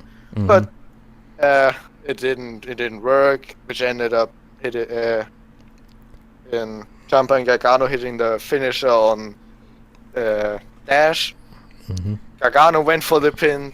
Ciampa counted 1, 2, 3, 2, and 3. they stood tall at the end With the tag titles. with the tag titles. And the episode ended on a very high note. Do you want to bring the line that Corey Graves said? Corey Graves, I love you so. So as Gargano and Ciampa are standing tall, Corey Graves is doing this heel thing, being pissed off. To which he uttered the words, "I hope they play Pokemon Go right off a cliff." That's fucking savage. Corey so Senpai, good. I love you. He's just such a great commentator. It was fantastic. It was glorious. Yes. Pretty much Wrong that segment. ending NXT segment was glorious. Mm-hmm. But yeah, really good episode of NXT. A lot of stuff in there. A lot of furthering storylines. A very good episode. Mm-hmm. Matches that, kind of actually felt like they mattered. Yep. And the glorious theme song, of And course. of course, yes, glorious. It's like I it was a won't pretty give good in, I NXT. won't give in. Ugh. So yeah, moving on to the other Wednesday night attraction, the Cruiserweight Classic. The final Final four matches of the first round. Yeah, So- and, a lot of NXT talent on this show. Mm-hmm. All three that were in the Cruiserweight Classic. Mm-hmm. And we started first- up with the first one, with Rich Swann against Jason Lee from Hong Kong. Yes. Coming from a long way. It was a short match. Jason Lee did his best Steve Blackman impression before the match with nunchucks. He's been practicing from Dean Ambrose at Hell in a Yes. Cell. Not Hell in a Cell. The Asylum match. Yeah. The Asylum match. It was like a pretty short match, but Yeah, it was pretty good. Rich But- Swann That's a did fine some match. cool stuff. He hit a standing Hurricane Rana on Jason Lee, who was sitting God, yeah. on the turnbuckle. That was a good Like- spot. That was- Crazy. Like, hello, sir, can you not? This is not human. And the goddamn finisher. I tell you what, Beautiful 450 splash. a standing 450 Beautiful. slash. Not Nope, from that the was- turnbuckle. Oh. Standing on the Oh match. yeah, standing. That's right. I thought that was in a different match. Fuck me. There's so many 450s that have happened in the CWC. I Yeah. lose. It's a really get there effective eventually. move. But yeah, Yes, it is. did a couple leaps to build up some height, and then boom, 450. It was Yep. a thing of beauty. Beautiful. And then he did a signature dancing afterwards. He did a lot of dancing, Yep. which was pretty cool. I'm not And- gonna lie. Moving on to one of my personal favorites. Da Norm- da da da da da da da da. Dar dar dar dar dar dar dar dar dar. No, fucking dar. No, fucking. It was Noam Dar Yep. it was the man. versus the second half of the Bollywood boys. Bollywood Bollywood boys, Gurv Sira. Yep. Sadly, I have to say it was the weakest match of the first round. It was still a good match, but Yep. It was. That's kind the of cool. weakest. I like the couple little spots where Gurv was using the Bollywood camera before he did the Yeah. move and would fail. And Daniel Bryan was kind of on both of their asses throughout that And- entire match for showboating. And the crowd Yeah. was kind of dead as well. A little bit. Well, in the end, Noam Dar won with the Champagne Super Knee Bar. Which they I only- think that was just a regular knee bar, because isn't the champagne like when they're on their stomach? It Or was it doesn't just a matter. inverted Champagne Super Yeah, Knee it Bar. was a reverse champagne knee bar. Well, they of course just called it a knee bar. Yeah. Hey, Also- I don't want to reverse champagne. I'm just gonna get the champagne out of my mouth. So and there you go, reverse champagne. Right. And another thing I wanted to add is the back of Noam Dar's trunk set, the special one, like Obi-Wan, the special one, Very keeping good. with the Star Wars theme.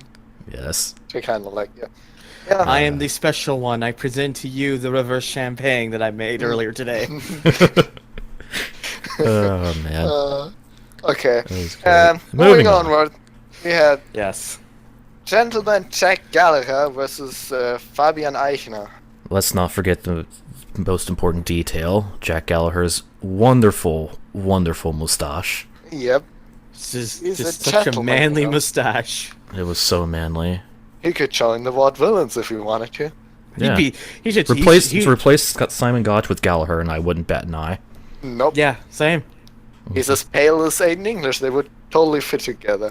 Yes. But yeah, Fabian Eichner probably the strongest guy on the Cruiserweight Classic. He's also ripped as fuck. He was also one of the biggest guys, like one of like 2 guys that was over 200 pounds. Yep, 6 feet, 203 pounds. The only one who was heavier was Alejandro Saez, who was actually exactly 205 pounds. Mm. Yeah, but he, like Tony Nese last week, he moved like a cruiserweight. He hit moonsaults and shit. He did a lot of flippy shit. Yep. He did the, And Jack he did the Gallagher- fancy crap. And Gallagher was as smooth as they could be. Just like Zack Sabre Jr. last week. Yes. Ah, that was great. And he That hit beautiful reversal, like reverse that wrist lock into a. Yep. Wrist lock of his own. Mm-hmm. Oh, that was great. Just turning around. It was fantastic. I was actually expecting Eichner to win that match. I'm like, this kind of seems like a character that would probably get eliminated in the first round. But no. Gallagher set up Eichner in the corner, hit a huge drop kick right on his face. Yep. In the corner. Ow. To pick up the pin. I kind of was expecting Jack Gallagher to go through because I mean, I'm glad because I like Gallagher. when they announced The mustache, though. when they announced the CWC, they had like some qualifying matches on Evolve and on British Wrestling. And he was one of the featured guys that were qualified, and they actually showed like highlights of the match on the WWE YouTube channel. So it's like all those guys that were featured in those videos would probably go through. I think there were Jack Gallagher, Noam Dar, Drew Gulak, TJ Perkins. Yeah, those were the 4 guys, I think. And I was kind of expecting all those 4 to go through. So yeah. Well, there you go. Yep. It was a good showing. And then first we move on to the only so far backstage segment in the CWC between an interview with Johnny Gargano and Tommaso Ciampa. Yep. Who, Gargano said, "We may be tag team partners, but when we're going to be in the ring together, you're just another guy." He's just a guy. It was interesting in the pre-match vignettes that they actually played Gargano's and Ciampa's together instead of having separate vignettes. Yep. And that they actually have a good friendship and all that stuff. They build that up. And the match was pretty damn good. Oh, that match! Wow, what a match! Shit. What a fucking match. Ciampa was definitely working as a heel. He didn't take Gargano's backstage comment very well. His nickname is Psycho Killer after all. Yeah. Psycho Killer. So many shots to the face. Yep. At one first, point, it looked first back elbow where that Gargano's back elbow. spit flew out of It was his a back mouth. elbow to end all back elbows. Oh, man. Right on the chin. That was Right on the fucking chin. beautiful. Just so many more shots to the head. And then there was the one where Gargano pulled wow, I can't remember his name. Ciampa's head down, kicked him right in the face over in the corner. And hit a power bomb, I think. They hit a lot of moves in that match. And there's also some great storytelling in the match. Yes, there was so much storytelling. At one point, Ciampa was pulling down his knee pad to finish off Gargano, going for a big knee, and then he hesitated. He saw Gargano as his friend again, and he just couldn't do it. Pulled up his knee pad again and just got super kicked in the face. Yes. Oh, it was great. Because Ciampa, when he goes out there, he tries to hurt people, not injure people. Yep. And then Ciampa at one point hit his power bomb into the lung blower, which is pretty sick. I thought that was the finish right there. That was a brutal move. I was also thinking the same thing. Yep, that's the finish. But Gargano actually kicked out. And he ended up winning with a roll-up. Which was a bit weird, but hey. Mm-hmm. But hey, it was a finish, and overall, it didn't really hurt either of them. They were both looked extremely strong, which helps out for them on NXT. Yep. Yes. Exactly. As a team. And then after the match, they had the, announced the winner. Gargano went for a handshake. Ciampa blew it off. Started to leave the ring. Gargano decided to just kind of sit down. And Ciampa was about to step off the apron. Looked over at Gargano. Decided to go back into the ring. Sat down right next to Gargano and just kind of gave him a hug. Yeah. Also notable is the fans actually chanted, "Please go back" or something along those lines. Yes, please go back. Please go back. As he was about to leave. It was a pretty emotional, feel-good moment. It was feels, fantastic. man. They were running high. You could tell he was still upset about losing because they raised each other's arms, and he just kind of lazily pointed at Gargano. Fuck. Ciampa just needs a reverse champagne. Yes. Honestly, it made, I was watching that match, I was on the edge of my seat, because alright, this is the finish. No! They're still going, holy shit! Okay, this has got to be the end. No! Oh my god! You have my attention! That's pretty much the whole recurring theme of the match, right there. Just an overall great match. Yes. And watching it also made me, look forward to the day where there's going to be the inevitable NXT, or maybe even main roster feud between Gargano and Ciampa. Yep. Because Ciampa is a good heel, from what I saw in that match. Oh. Good psycho monster heel. The psycho killer should be a good heel, right? Yeah, exactly. Yep. Nothing more to say. Really good match. Really good match to finish off the first round. Yes, that was a perfect match to have as the main event of the first round. What do we get next week? We get 2 matches, I think. They at least teased 2 matches. I don't know if it's just going to be those 2 or not. The main event is going to be Cedric Alexander versus Kota Ibushi, and what was the other match? Oh, crap, I can't remember, to be honest. Oh, it was, what's the name of that luchador? I can't remember. Gran Metalik. Yeah, Gran Metalik, and... Is it I can't remember. Yeah, Tajiri. Tajiri and Gran Metalik. Yep. Yep. Those are the 2 matches announced for the next episode, which should be exciting. Oh, yes, absolutely. So that wraps up the CWC. That wraps up all the happenings in the world of the WWE. The woo-wee. For this week, yes, the woo-wee. Before we move on to other things, I'm going to kind of take center stage here for a moment and talk about what I said I was going to do at the end of the last podcast, and that was I finally went to my first ever live wrestling event. It was Emerge 16. I think the subtitle was Countdown or something like that. It was last Saturday. It was... Boy, was it a show. It was actually a really, really good indie wrestling show. It started off, we had a pre-show-ish match. It was scheduled to be a tag match between... I can't remember the names now. I'm really bad at remembering names. But it was a team of luchadors, but the other team came out, except it was just one guy and then their female manager, to which she said that she was going to give the other member of the team the night off because the other guy was massive. He was a big motherfucker. He's a big dude. Yeah. So basically, it was a 1-on-2 handicap. Wow, handicap. Whap. I know exactly why I said that because I was preparing to say squash, but it was a handicap squash match where he kind of fucked up the luchadors a little bit. Just a little. I'd just like to point out, this guy looked like he weighed probably, I don't know, close, as far as wrestling weights, probably, 350, 400 pounds. He did a cannonball. Oh. That looked painful.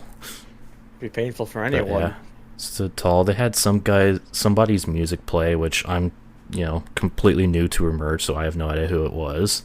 And they were kind of asking everybody in the staff, whose music that was, what's going to happen, and just threatening everybody. Oh, you'll find out the next show.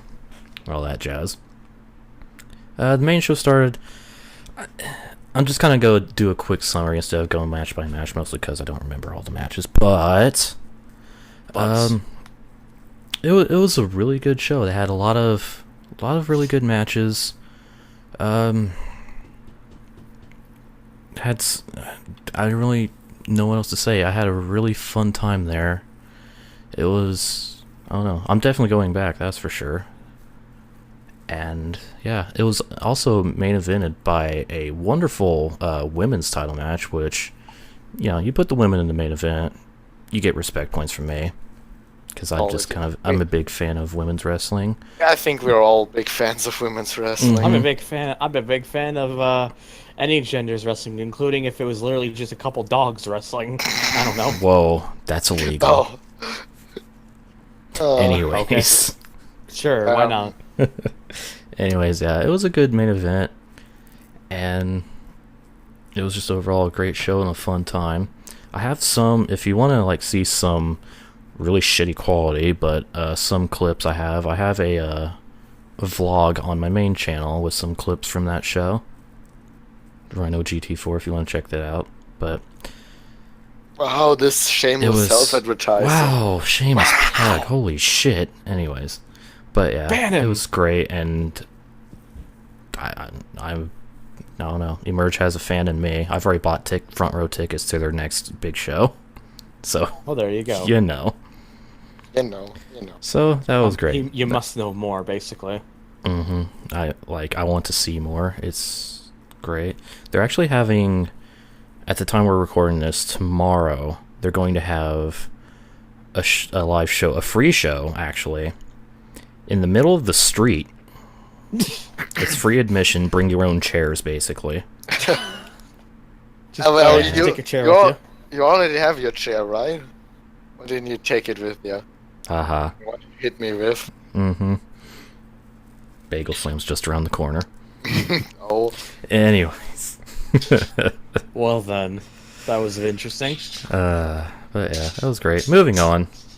So, WCPW didn't have an episode loaded this week, unfortunately, but they had some announcements which were really good, pretty newsworthy. Mueller, you want to help me out here because I don't remember all of it. The same. They announced the Kurt Angle Invitational. It's practically a tournament where the winner gets a chance to face Kurt Angle. Yes. At the October 6th date, I think.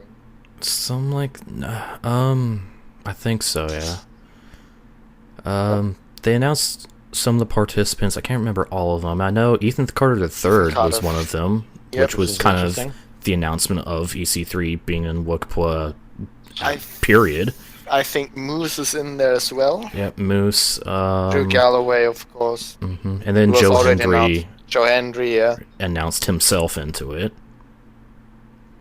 Wasn't that for some kind of hero battle has royal? to do the work. Yeah, it was. Well, I think it's what Adam Blampied said. It's going to be a battle royal style match where you can win either by pinfall, submission, or throwing somebody over the top rope. Yep. So basically a mix of the Royal Rumble and Aztec Warfare, if you will. So that's something to really look forward to. And they also announced tonight, as we're recording this, a live show for October the 8th in Manchester, England, which is main Just evented outside of Manchester.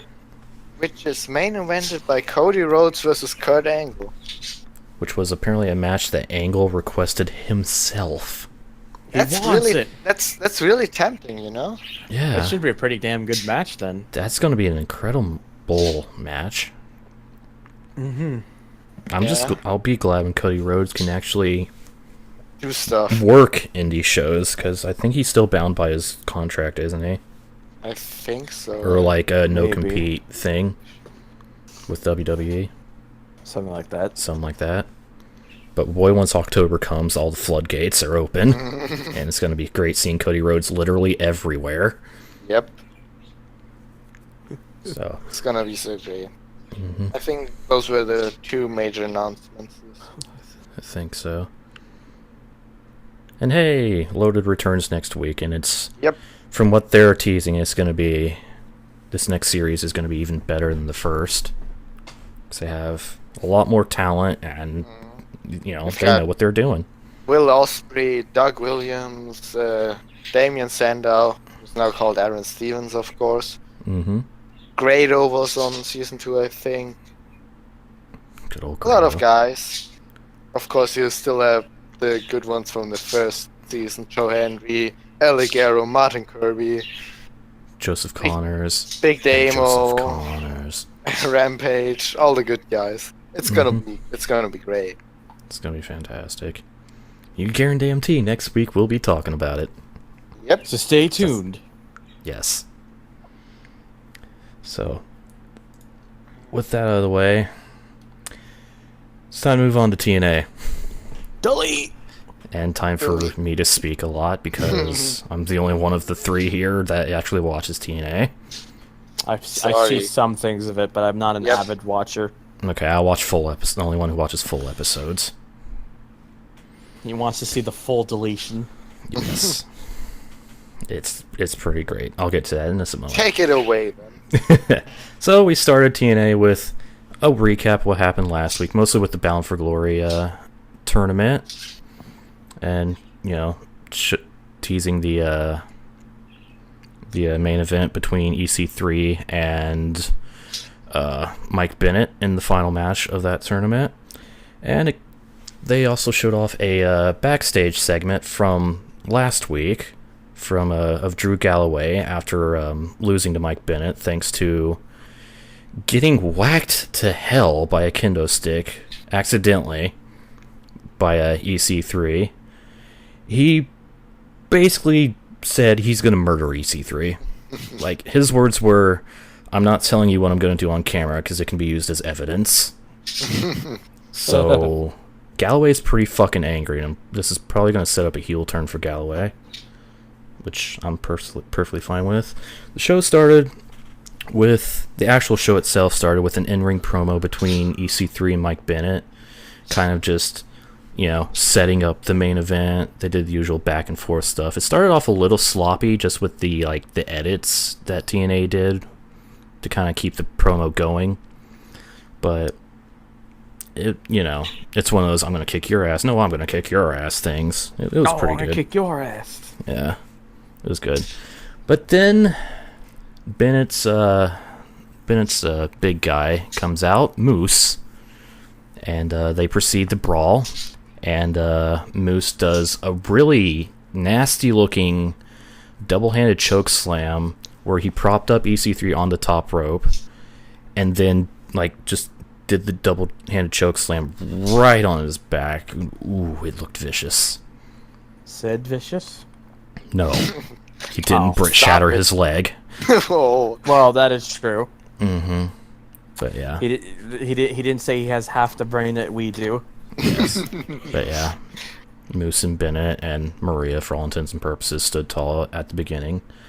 So that was a thing. Then they kind of did a abridged version of the Rosemary and Bram vignettes backstory from last week. That was cool. Then the next match, it was for the King of the Mountain title, which is basically their secondary championship. It's been through like different iterations. It used to be the TV title. Apparently, it's called the Legends Championship at one point. So I don't know. I remember that. I'm still relatively new to TNA, but it was between current champion Eli Drake, dummy, yeah, and Cowboy James Storm, the challenger. Which I'm not a big fan of James Storm, just because I don't like the whole cowboy thing. And that's just personal preference. But it was just an opinion. Yeah. Before the match even started, they decided to have a nice little ringside brawl, but it ultimately didn't lead to a whole lot. It was a pretty solid match. Nothing like special except for one spot where Eli Drake, gotta say it like that, but he leapt onto the top rope to perform a beautiful superplex to James Storm. It was a perfect leap too. It actually looked really nice. Towards the end, they started doing some shenanigans. Eli Drake, okay, decided to grab one of Storm's beers and took a sip and tried to spit it in Storm's face, but he ducked, so the referee took the spit, which blinded him, which led to a finish or a false finish that should have been a finish had the ref actually been able to count. All that good shit. Drake decided to grab the King of the Mountain title and just whack Storm in the face with it, but he only got a 2 count out of that because the ref was still recovering his eyes. And the end of the match, it was pretty much a carbon copy of, remember that one match between Shelton Benjamin and Shawn Michaels? With the springboard into the super kick. That's exactly what happened. The super kick heard around the world. Eli Drake did a springboard right into James Storm's super kick. So, James Storm is the new King of the Mountain championship. He is the championship. He is the championship. Damn it! Get the fuck in there! It's Ryno o'clock, motherfuckers. It is. Oh shit! But as he celebrates, another person enters, Lashley, who is the current World Heavyweight Champion and also the X Division Champion, which is kind of like their Cruiserweight division with the high flying and the So he comes out and they have a back and forth promo. Basically, Lashley lays the challenge out to James Storm. I want all the gold. I want your King of the Mountain title. James Storm says he wants the World Heavyweight title again since it's been a long time. I think he said 5 years or something like that since he had the heavyweight title. Yeah, that's about accurate. So they set up a title versus titles match for the next episode. So yeah, we're gonna have a triple champion in TNA. Get ready. They're basically kind of doing a thing like they did in the past with Kurt Angle, where he held every title, even the tag titles, even the tag titles. Not sure if he held the Knockouts Championship though, but Kurt Angle basically would be, I am literally every single thing at once. Yeah. It was pretty hilarious seeing him walk around with like 5 or 6 belts around him. It's great. Like, dude, someone carry my belt. I have 4 more other belts to carry. Yep. Pretty much. After that, they had a little backstage thing between Gail Kim and Allie, who Allie is really annoying, but hey, whatever. Maria comes in to shut Allie the hell up, because even she was annoyed by her, and said that Gail Kim's next roadblock in her challenge to where she has to defeat every knockout in the division to have another title shot is Allie, who in TNA is still training to be a wrestler, even though since I watch some indie shit and have seen her wrestle as Cherry Bomb, that's definitely not true. But match is set up. They get out there. Allie is really nervous because, she doesn't know what she's doing. But Maria comes out to the stage to announce that it's not just going to be one-on-one. It's a handicap match between with Allie and Knockouts champion Sienna on her team. versus Gail Kim. So that set up a pretty interesting match. It was mostly silly shenanigans with Allie, like not knowing what to do, Sienna kind of barking orders at her. There's a lot of times where Allie would get tagged in, kick Gail, and then run back to the corner and tag Sienna back in. Gail got some offense finally on Allie with some shenanigans, and towards the end, Sienna tried to hit the silencer, which is that I don't know what the move is called. It's what Mojo did to what's his face on NXT. Yeah. But she tried to hit that on Gail Kim. She sidesteps, hits Allie square, kills Allie pretty much. Then Gail kind of disposes of Sienna, picks up the pin, 1, 2, 3. Gail Kim wins against Allie and Sienna. It was pretty interesting. Mm-hmm. And that's a interesting development in that whole story with Gail Kim, and the fact that if she loses, she never gets another shot at the Knockouts title ever again. Oh no. Oh no. Uh-oh. So now we move on to the greatest person in wrestling right now, Broken Matt Hardy. Literally the single greatest thing to ever exist. Yes. I was about to say, I thought you were mentioning Rosemary. Yeah, swerved you, didn't I? Yeah. Yeah. Anyway, so Broken Matt comes out. He pretty much declares that he wants the tag titles again, and he's going to have his obsolete mule, Brother Nero, get the tag team titles back by himself. Yep. So out comes Brother Nero to have a tag match, air quotes, against a couple non-TNA talents, I think. I don't know. But JT Dunn and Chuck Taylor. Might recognize that name. Mm-hmm. Chuck Taylor is great, but... Yep. So, it was actually not that bad of a match. You know, Dunn and Taylor dominated Brother Nero. I'm not paying any money to Matt, so I'm just calling him Brother Nero. You can't get me, sir, with your broken brilliance. But, you know, they got the early advantage. Brother Nero started fighting back after a while. Chuck Taylor did a couple silly Chuck Taylor things like he likes to do. It's great. Yeah. Throughout this entire match, Matt was having a wonderful conversation with the fans who kept chanting the name of which cannot be spoke, or we have to pay royalties. And yes, it was pretty entertaining. It kind of distracted the match from the match itself, but it was good. Also, one thing I just remembered, one little stipulation to this match, at least what Matt gave Brother Nero, is he's not allowed to go to the top rope. So, no swanton. Ew. Middle rope swanton. He'll do it. We'll get to that. And at some point in the match, one fan decided to really heckle Matt and even put his hands on him, which Matt then proceeded to toss him over the barricade onto the floor and bit his freaking ear. That was great. Yeah, trying to eat him. Yeah, he ate his damn ear, mouth bloody and all. Fan. Yes, he ate a fan.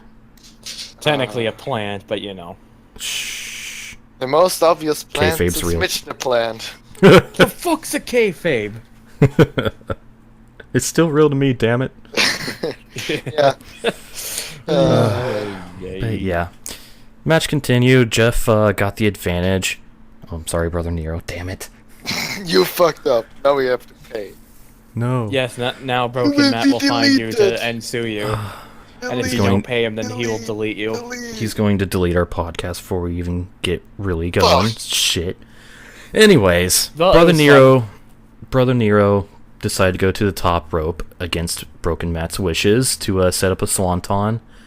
Matt got in the ring right in front of him, say, no, you're not doing this.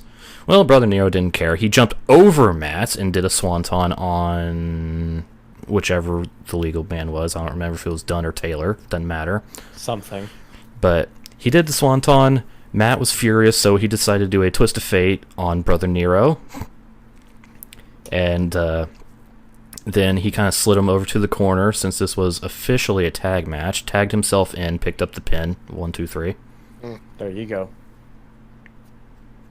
It was quite the segment, and Broken Matt Hardy still continues to be the greatest thing ever right now.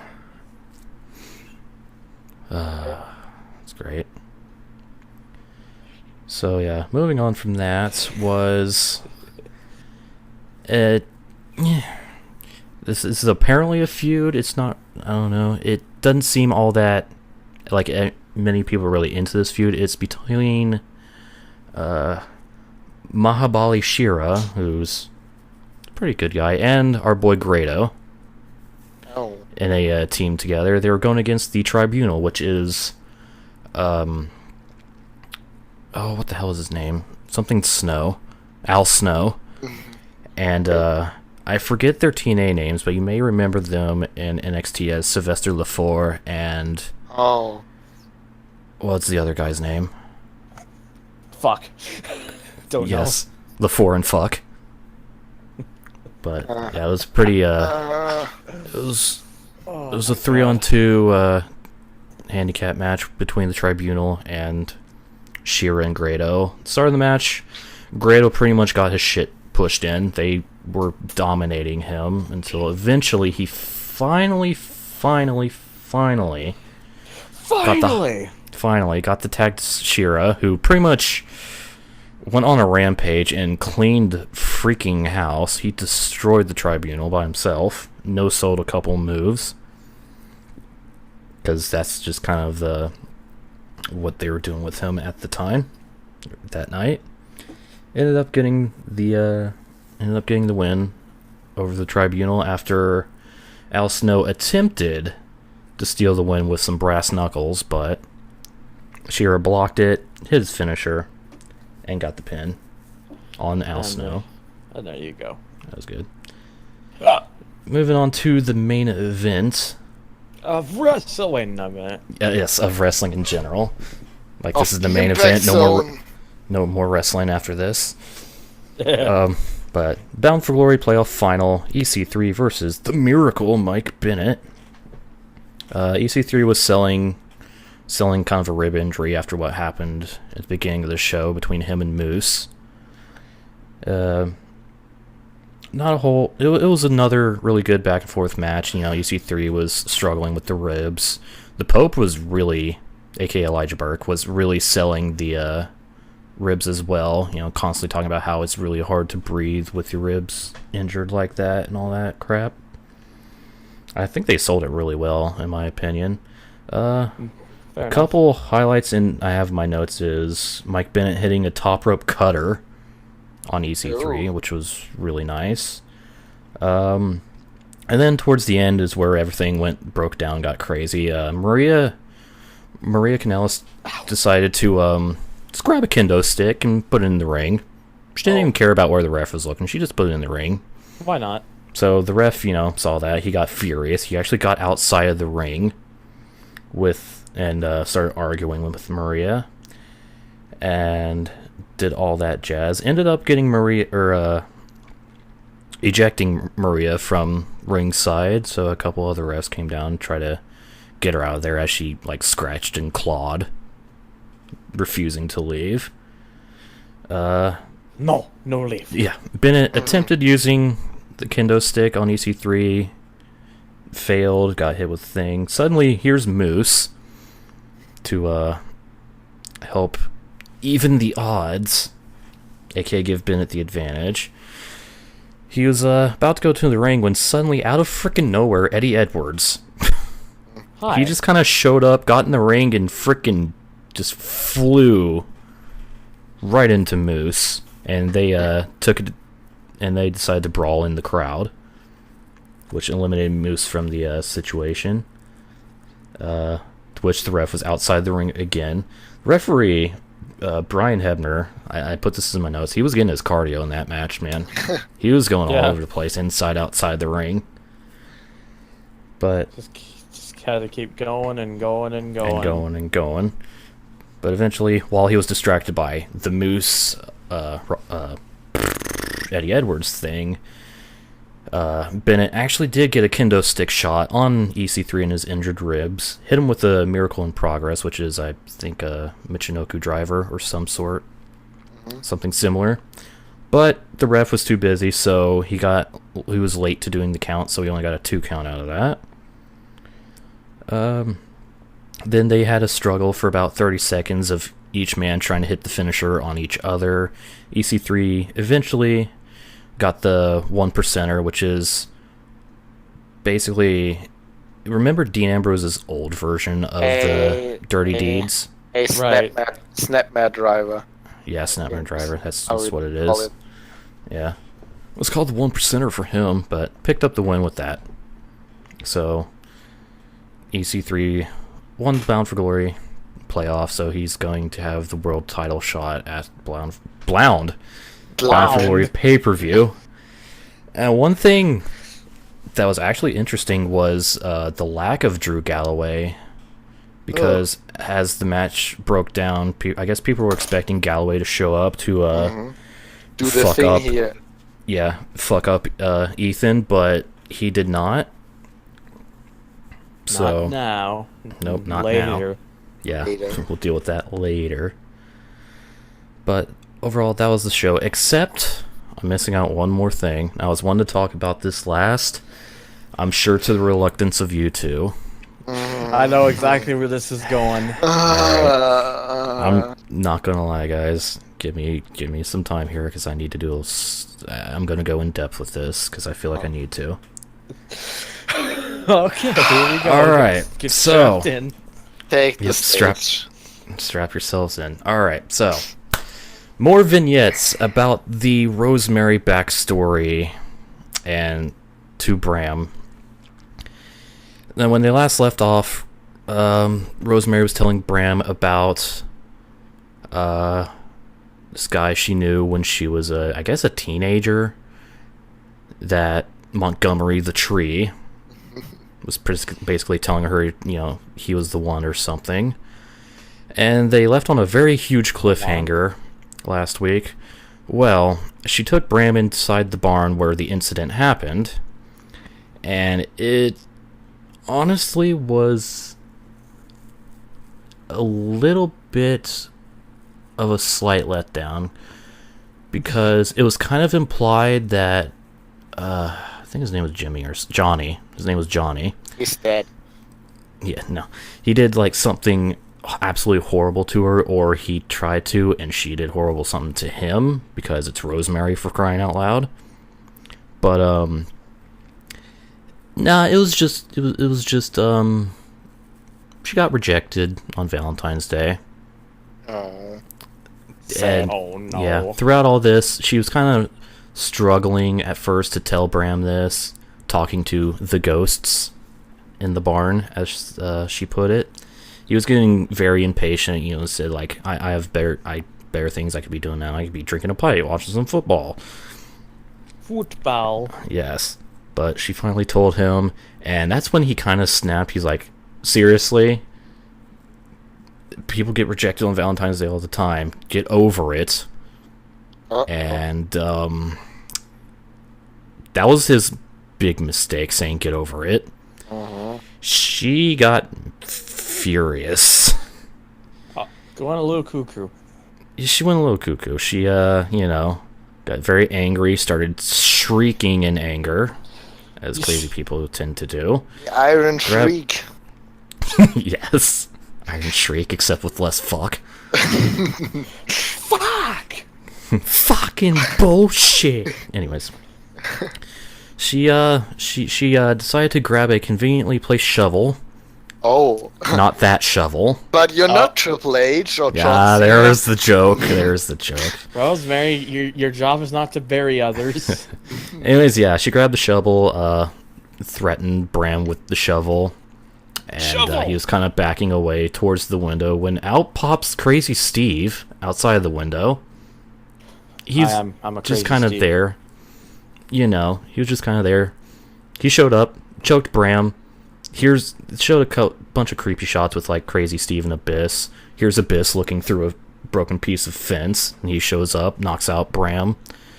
They cut to Bram, or them all dragging Bram to the trunk of a car and putting him inside the trunk. And Rosemary got in the trunk with him. Oh. Which is interesting. With Crazy Steve and Abyss driving away inside the car, which was one of the greatest. It's one of my new favorite gifs, is just them, like, being all maniacally happy while driving the car. I don't know why, it's just hilarious to me. 10 out of 7. Yes. And that was it. At least for now. But then... Now, I loved this, and I didn't at the same time. The reason why I loved it was because it reestablished that, Decay was not splitting up in any way. Steve and Abyss are still firmly in the corner of Rosemary, which thank God for that. I thought if they broke them up now, that'd be way too soon, because they've only been around since January. So that's good. On the other hand, it kind of hurt Rosemary's character a little bit for me, because it really sucks, because Rosemary, Courtney Rush, whatever you want to call her, is my current favorite person in wrestling. She just puts 110% in her character and her performance, and it's fan-fucking-tastic. But this kind of made her TNA character seem like, I don't know, like one of those just silly teenage girls who, can't accept being rejected by another man. It kind of hurt her character a little bit for me. Hopefully they'll I'm sure they'll continue this on next week, even see what happens after the car ride. I don't know. But I'm both excited and I'm excited because Decay is still together strongly, but I'm still a little concerned because I feel like this was a step backwards for Rosemary. I think they could have, I loved the backstory. I was not expecting that to happen, and I loved it. But, I don't know. I think something else should have happened between her and Johnny instead of just rejection. Because it just kind of makes her, like I said, makes her seem like just a, little, shitty teenage girl who can't handle rejection. But, I don't know. I guess we'll find out next week. So, in the Impact Zone, or maybe in more vignettes, I don't know. Still waiting for Ryborg to appear in the Impact Zone. Yes, yep. Ryborg for TNA champion. I think he's still under contract with the WWE, so that's why. It's gonna run out soon. Yeah. What's gonna happen is Lashley wins every title, the tag titles, and the Knockouts title, and Ryborg shows up, challenges him for the Knockouts title. Yeah. No. Oh yeah. Well, that wrapped up this week, I guess. Yeah, that was TNA. It was a solid show with some good wrestling, and I'm still the only person here who watches the whole thing. But I'm actually really enjoying TNA. I'm one of those people in the minority, I guess, I think it's a good product instead of people constantly shitting on it. I wouldn't say it's a bad product. I'm just not interested in it right now. Right. Yeah. I get you there. But hey, Broken Matt Hardy is a thing. Maybe that'll give you interest. Broken Matt is the best thing about wrestling right now to me. It really is. It's just, his broken brilliance is wonderful. Yeah. Delightful. So, there you go. Which leads us to the ending thing. The ending part. We're gonna do something different. Yeah, we decided when we were talking about getting ready to do this, we thought we'd at the end here kind of mention what our favorite match of the week was, and the standout performer of the week, basically. And maybe also a favorite moment of the week, like like a spot or whatever.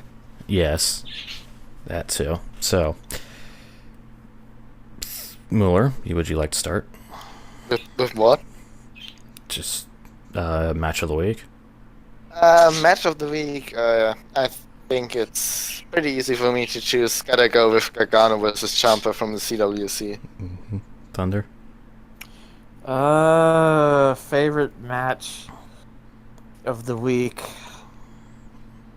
Oh god, this is hard to tell. I'd say fuck.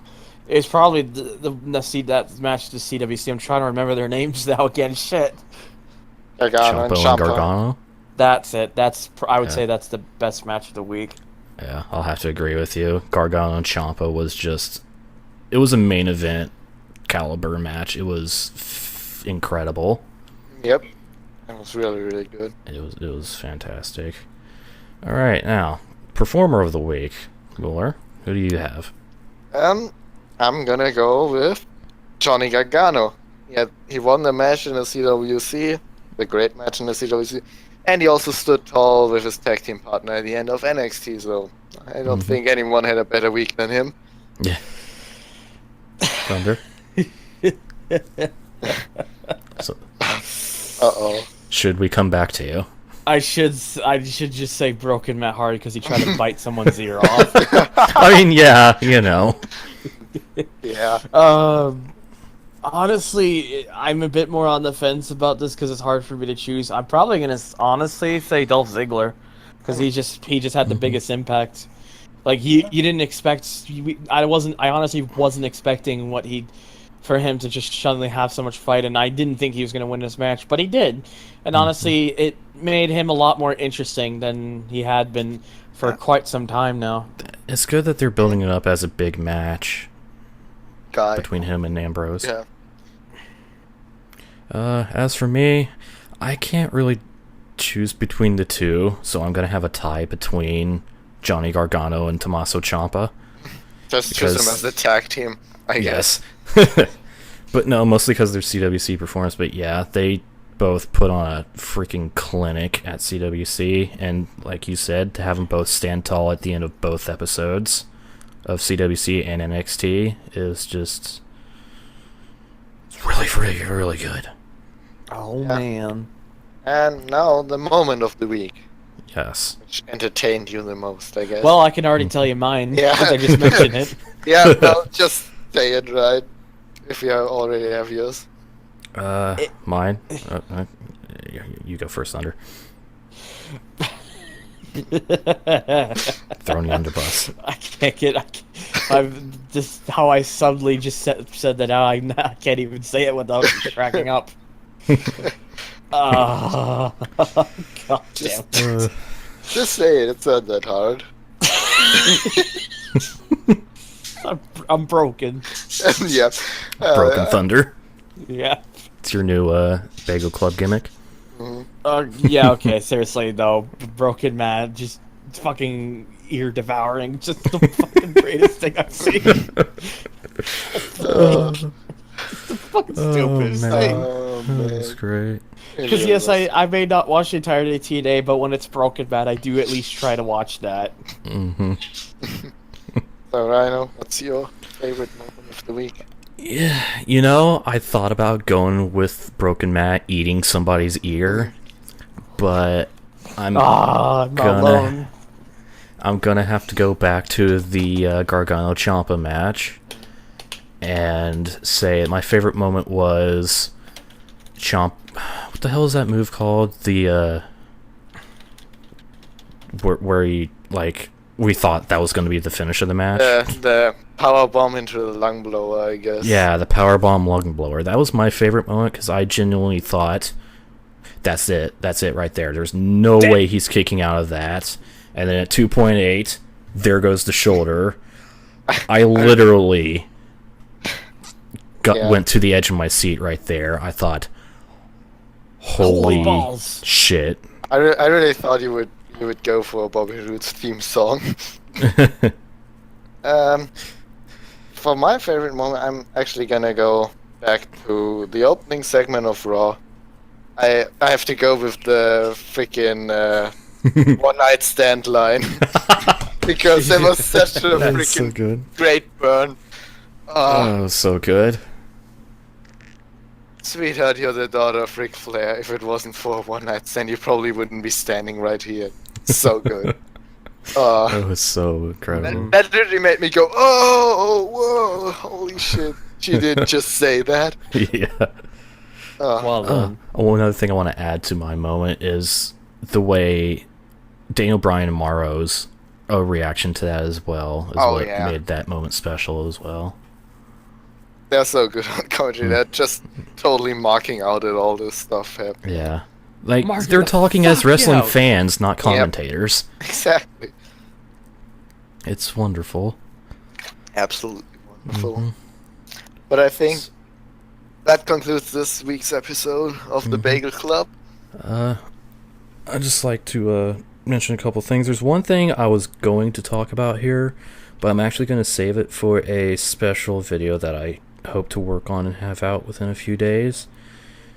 Because there's one show I watched that was released this week that blew my mind as well, and that was Smash vs. Chikara. But I'm hoping to do like an in-depth review of the show within the next few days, so look out for that. Well then. And I'm also going to be going to, well, hopefully tomorrow to, like I said, the Emerge free Emerge show in the middle of the freaking street. That's going to be great. So, yeah. So, anything you two would like to add before we sign off? Nope. Oh, well. Make sure to eat your bagels. Exactly. And something I also want to mention. This week, Chris Jericho was on Whose Line Is It Anyway, and it was actually hilarious. It was so good. Was he mentioning that people were stupid idiots? No. Sadly not. Fuck. It still was pretty good. Of course, might want Whose to Line check is a that great out. show anyways. Yep. Well then, So, I'll have to watch that then when I can. yeah. So, you have anything, Thunder? I already said my thing, which was bagels. Oh, yeah, that's right. I don't really have anything serious, so... Alright, well, I guess that'll wrap it up for this week, folks. So, as always, thank you for listening. It's like 2.5 hours. Yep. A little bit over 2 hours. But, if you'd like to follow us on social media, you can follow me at RynoGT4. You can follow the fabulous Mueller at... Millermilch245. It's in the description. And if you would like to follow Thunder, where can they find you on Twitter? At HG Central YT. There you go. And if you enjoy this and want to see more, subscribe to the Bagel Club. And with that, we will see you next week. So thank you for listening, and on behalf of the fabulous Mueller, the Asylum Reject Thunder, and everyone else at the Bagel Club, thank you for watching. See you later. Fancy.